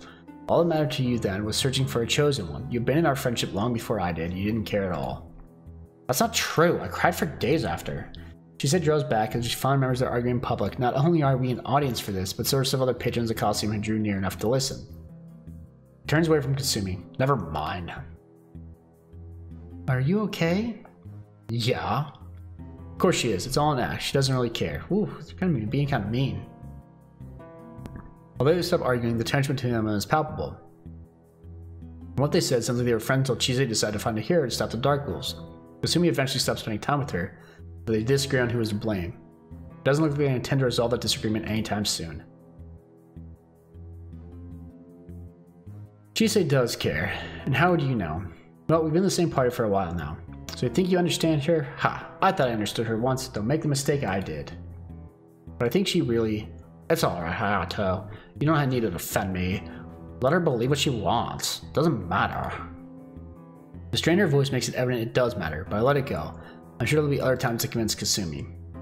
Okay, it doesn't matter what happened between you two in the past. We're here for one reason, to figure out if this guy's behind the attacks or not. His name is Takichi, not this guy. He's not behind the attacks. As if we can believe you. I don't care if you believe me or not. Come on, Takichi, let's get out of here. He turns towards the Coliseum exit, but the swordman lifts his hand. Wait. She stops. Don't tell me you want to waste time talking to these people who hate you. We don't hate him. You think he commands the Dark Wolves. We're looking for someone with the power to do that. It seems pretty rare, so when we heard about someone who can... Yes, of course. He has strange magic, so there must be something wrong with him. He can talk to monsters, so he must be evil. Right? Right? She has seriously short temper. that I've run into this sort of situation often. Judging by the way she reacted when the security guard called Takechi a freak earlier, it's probably the latter. We're not saying that. Of course we aren't. If he has ascendant magic, that's just how he is. Like me with my healing magic, or Shiori with her elemental magic. You'd be surprised how few people feel that way. People have made assumptions about me because of my magic too. I don't care what you say, let's get out of here. Please, Kasumi, calm down. I want to talk to these people. Why? They know about my powers. It seems to be explanation enough for her, but then he turns his attention to us. Ever since I realized I could truly communicate with monsters, that it wasn't a delusion or fantasy of mine, I've searched for an explanation. With Kasumi's help, I found clues, tiny references to something called ascendancy or ascendant magic. But this sort of magic is so rare, few people have heard of it. We learned about it from Dr. Takizawa. Who? Mad scientist. He's not mad. This Dr. Takizawa knows about ascendant magic and he explained to you? Please, what can you tell me? You already know the basics. It lets you communicate with monsters. Sacred Spring has an effect on people similar to your magic, although it's only temporary. That's the blessing of the Sacred Spring. And there are these little white flowers that grow in the presence of ascendant magic, too. Little white flowers? Yes, many such flowers grew near my home. When we talk, Chise paces back and forth. She looks annoyed. Or she really believes Takechi is guilty, or his with Kasumi just has her own edge. She's clearly displeased by our calm conversation with him. Fine, now we know what they know. Let's go. Wait, does Dr. Takizawa knows more about ascendant magic? Can you take me to meet him? Well, we don't make proof that Takechi works with the Dark Wolves, but he hasn't entirely cleared his name either. Talking to him is one thing, but traveling with him is quite another. That's not a bad idea. I look at her in surprise. I thought for sure she'd be against it. Right now, all we have are their claims and our feelings. These aren't enough for us to make rational decisions. Her normal demeanor gradually returns as she speaks, although she clearly avoids making eye contact with Kasumi. We need proof, one way or another. The best way to do that is to be sure Takechi has no contact with the Dark Wolves. We need proof, one way or another. The best way to do that is to be sure Takechi has no contact with the Dark Wolves. If they attack anyway, we can reasonably assume he's not responsible. If enough time passes and they don't, then we'll need to consider him a suspect again. Fine enough time. We'll deal with that when we get there. Wait, so are you saying we should leave with Dr. Takizawa for a while? I'll not object, if he can help me understand my power. Dr. Takizawa is great, but he's no adventurer. We'll never be able to stand up to this guy in a fight. He's busy with his experiments. Chise, if the Dark Wolves attack, you'll worry Takechi slipped out where Dr. Takizawa was distracted. I know you will. When I saw the laboratory, there are many rooms that can be locked. Not a chance. I prefer not to be locked up. But we're gonna have to make a choice here? What about High Cleric Ninsei? Everyone looks at her. He's a very important man, so his cathedral has high security. If we ask him to keep an eye on Takechi, it should be safe. And High Cleric Ninsei knows a few things about ascendant magic. That gets Takechi's attention. If High Cleric himself would speak to me about my powers? If you ever tell me we found the swordsman with ascendant magic, he'd love to talk to you about it. Then I agree. Takechi, don't you see, this is wonderful. I can learn about my powers and clear myself of suspicion at the same time. More likely you'll waste a lot of time at the cathedral than Chise will claim enough time has passed without the Dark Wolves attacking that they have to fight you. If it comes to that, we'll deal with it then. Despite Kasumi's grumbling, we only really need Takechi's agreement to go ahead with this plan. With that decided, we prepare to head back to Highwater. I have a feeling the Coliseum staff is more than happy to see us go. Now, I don't know where we're headed with this. A few monsters hassled us on the way to Hightower, but Takechi took them out before I could even blink. Now I really hope that Chise doesn't expect me to fight him. Highwater is a beautiful city. It's not so great. You don't like Highwater? Full of people who live their happy lives not caring about the attacks in Lightshire. Leave it to you to find something wrong with a peaceful city. God, just look around. If Dark Wolves attacked here, do you think these people would still shop and play their silly little card game and have fun? Huh? Do you think people in Lightshire sit around all day worrying? Well, that's not how it is at all. We know we're in danger, yes, but that doesn't mean we stop living. People in Lightshire have jobs and hobbies too. They shop and spend time with their friends, and when the Dark Wolves attack, they fight as hard as they can to protect the things they love. We stop walking. Everyone listens patiently to Shiori's speech, although Aiko looks a bit miffed over Kasumi's silly little card game comment. If you think Highwater should be some sort of dead sea where no one enjoys themselves, I disagree. These people in Highwater aren't searching for a way to save Lightshire. Doesn't that bother you? How do you know? What? Adventurers from other towns and cities often visit Lightshire. The Dark Wolves attack, they jump in and help us fight. Probably for the battle rewards. Such a cynic. Better a realistic cynic than an idealist searching for a magical hero. Please, let's not fight. I want to see Highwater. I've heard they have many great tournaments here. Tournaments? The lingering annoyance vanishes from her face, and she rushes forward to stand in front of Takechi. With them so close, it's notable how much bigger he is than her. I'm surprised she isn't more intimidated by him, since we can't be positive he's on our side yet. Maybe the love of Double Duo overcomes all barriers. Are you a fan of Double Duo? Double Duo? Her shoulders droop. Isn't that what you meant? The big Double Duo tournament is held here in Highwater. Oh, I meant a dueling tournament. What? He raised his sword to demonstrate his point. First said the greatest swordsman traveled from miles away to compete in a grand tournament. Don't swing that thing around the middle of the street. I long to participate in such a contest of skill. In my journeys, I have yet to find a swordsman capable of standing against me. A tournament might give me what I seek. What about Hayato? Wait, don't drag me into this. Oh, Hayato, do you wish to duel me? Not especially. Oh. He looks decidedly disappointed, but he lowers his sword. Maybe I can learn more about the tournament during my stay here. At least he seems content with the situation. Now, what is this Double Duo? Is that some sort of jousting match? The silly card game, don't worry about it. It's not silly, it's fun, and it requires skill and strategic thinking. You can also collect the cards, so you can enjoy it even if you don't want to play competitively. Where can I learn more about it? You want to? Then let me explain the basics. Ugh. Oh man. This is kind of slowed down considerably. It's taking quite a bit to get to real stuff here. And then we got very loud things outside. So, that can be a tricky situation, but as long as you plan ahead, you should be able to get out of it. I had no idea such strategy could be applied to little cardboard squares you hold in your hand. And that's just something beginners might try. If you're up against more skilled opponents, ugh. We're going back and forth like this the entire time. Aiko's determined to win Takechi into the Double Duo fandom. Kasumi seems horrified by how amenable he is to the idea. Welcome back. Hello, Your Holiness. She kneels briefly, Takechi follows suit, but his massive sword makes it difficult. A flurry of confusion follows as Aiko and Kasumi leap out of the way. Sorry. There's no need to apologize, child. Although it's quite a formidable weapon. Are you the swordsman that I've heard so much about? Yes, this is him. My name is Takechi, Your Holiness. I never thought my journey would take me to meet the High Cleric himself. But you are an ally in our quest to save Lightshire? That's still up for debate. That's not... I'm afraid I don't understand.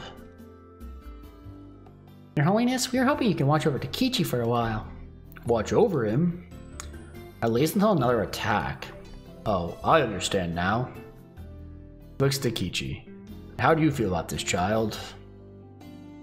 Is it true that you know things about my powers?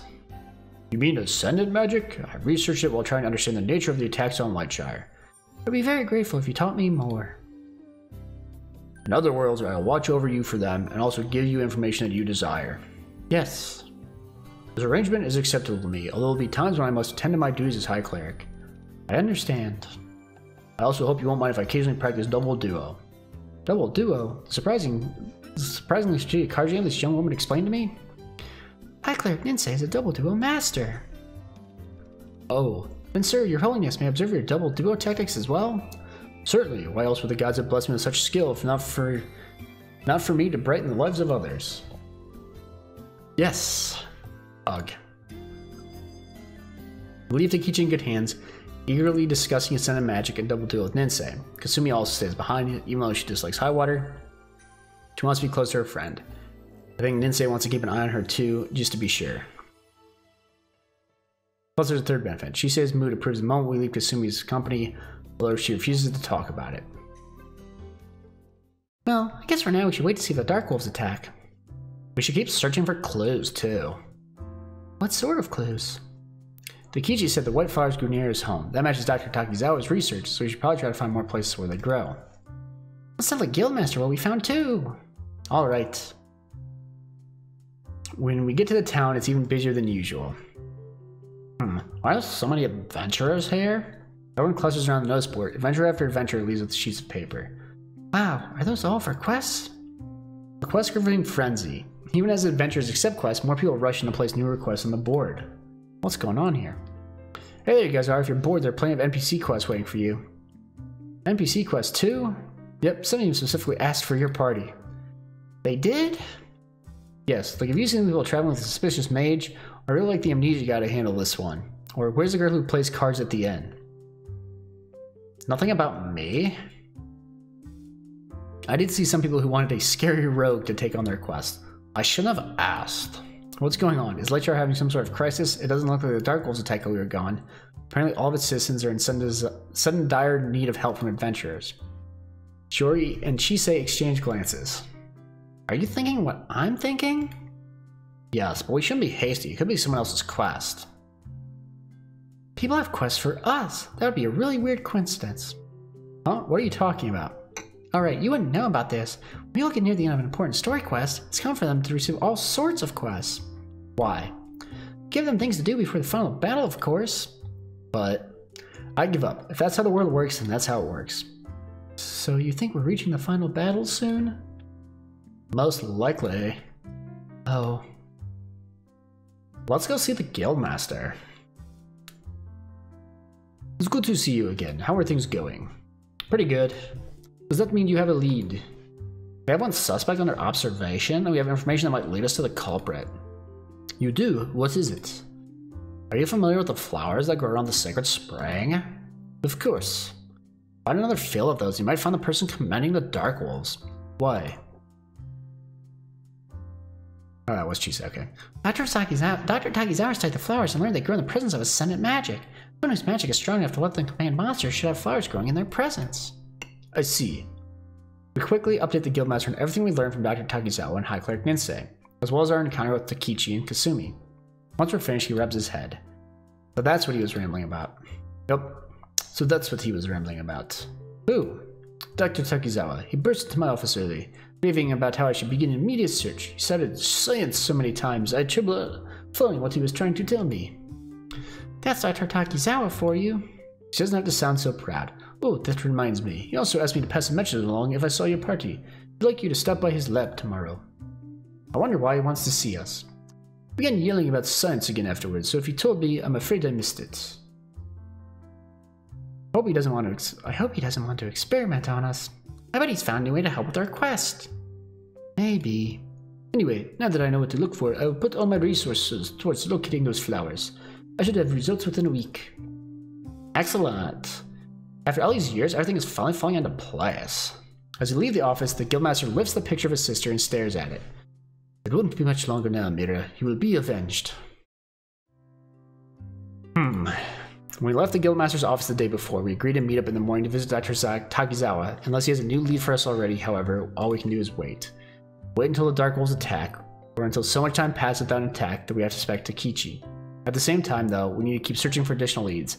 It's not only for our sake, but for Takichi's. Whoever commands the Dark Wolves is able to use both Ascendant magic and summoning spells. For all we know, they might be spying on us. If I were the Dark Wolves leader, I'd pull back for a while to try to frame Takichi, of course. That wouldn't work forever, but it would definitely slow our progress. But that's not the only thing troubling this morning. I dreamed again last night. This time I dreamed about the world I came from. My home, however, it didn't feel like home in my dreams. It felt lonely. Do I have more friends here than I did in my own world? An unhappy thought, especially since I still know how I got here. For all I know, once we save Lightshire, the gods or whoever might send me back home. On the other hand, is it right for me to stay in someone else's world? I wonder what Ninsei thinks about this situation. When I have a chance, maybe I should ask him. For now, I have to meet with the others and head to the lab. I think we're actually going to go ahead and call it here, stopping a little bit earlier than planned. But the main reason I think we probably still have at least an hour to go in terms of wrapping up the story. And then if I want to do some of the other endings, I don't know how far back I'll have to load and do stuff like that. So I think we're going to call it here, and then I'll just stream it again tomorrow for a couple hours, hopefully 2 to 3 hours tomorrow. We'll fix it. We went for almost 3 today. But I think that's what we're going to go ahead and do. Let's switch back over to this view just for a minute. But yeah, I'll plan on streaming tomorrow. Things are kind of winding down in terms of getting things ready for the work switch. Moving like my apartment, stuff like that. I still haven't packed a single thing. I still got a lot to do with that. But streaming tomorrow shouldn't be a big issue, so still enjoying the game. I think it was a little bit funnier the first night we played, and it's kind of... There's some funny stuff in this one, but yeah, it's definitely started out funnier. I was hoping it wasn't going to take this long. But we're going to wrap it up in the next one, hopefully. And I think once... I know I've seen a couple of the pictures for upcoming stuff, and I know that's going to be funny and amusing, so hopefully we'll enjoy that. But I want to thank everyone who stopped by the stream today. I want to thank you if you were watching on the VOD. The chat was pretty cool early on, and then I think a lot of people popped out. I know weekday nights aren't great for streaming, and if I streamed this maybe on Saturday or Sunday, it would have gone a bit better, but these are the days I have available. But thanks guys for hanging out. If you're watching this on YouTube, feel free to leave comments below or all that. I'll probably do a separate outro, but if you're watching this on YouTube, me mentioning that I'm going to stream it again tomorrow won't be relevant because I'm sure I won't get this uploaded before I end up streaming again. But hopefully we can find more fun games like this. I think I'm looking at that, there's that, I forget what it's called, but it's the North Korea one. That looks pretty funny. I think that might actually have voice acting, so I won't have to talk so much. But we'll see. Well, thanks again for watching the stream. I really hope you enjoyed it. And as always, please have a great day.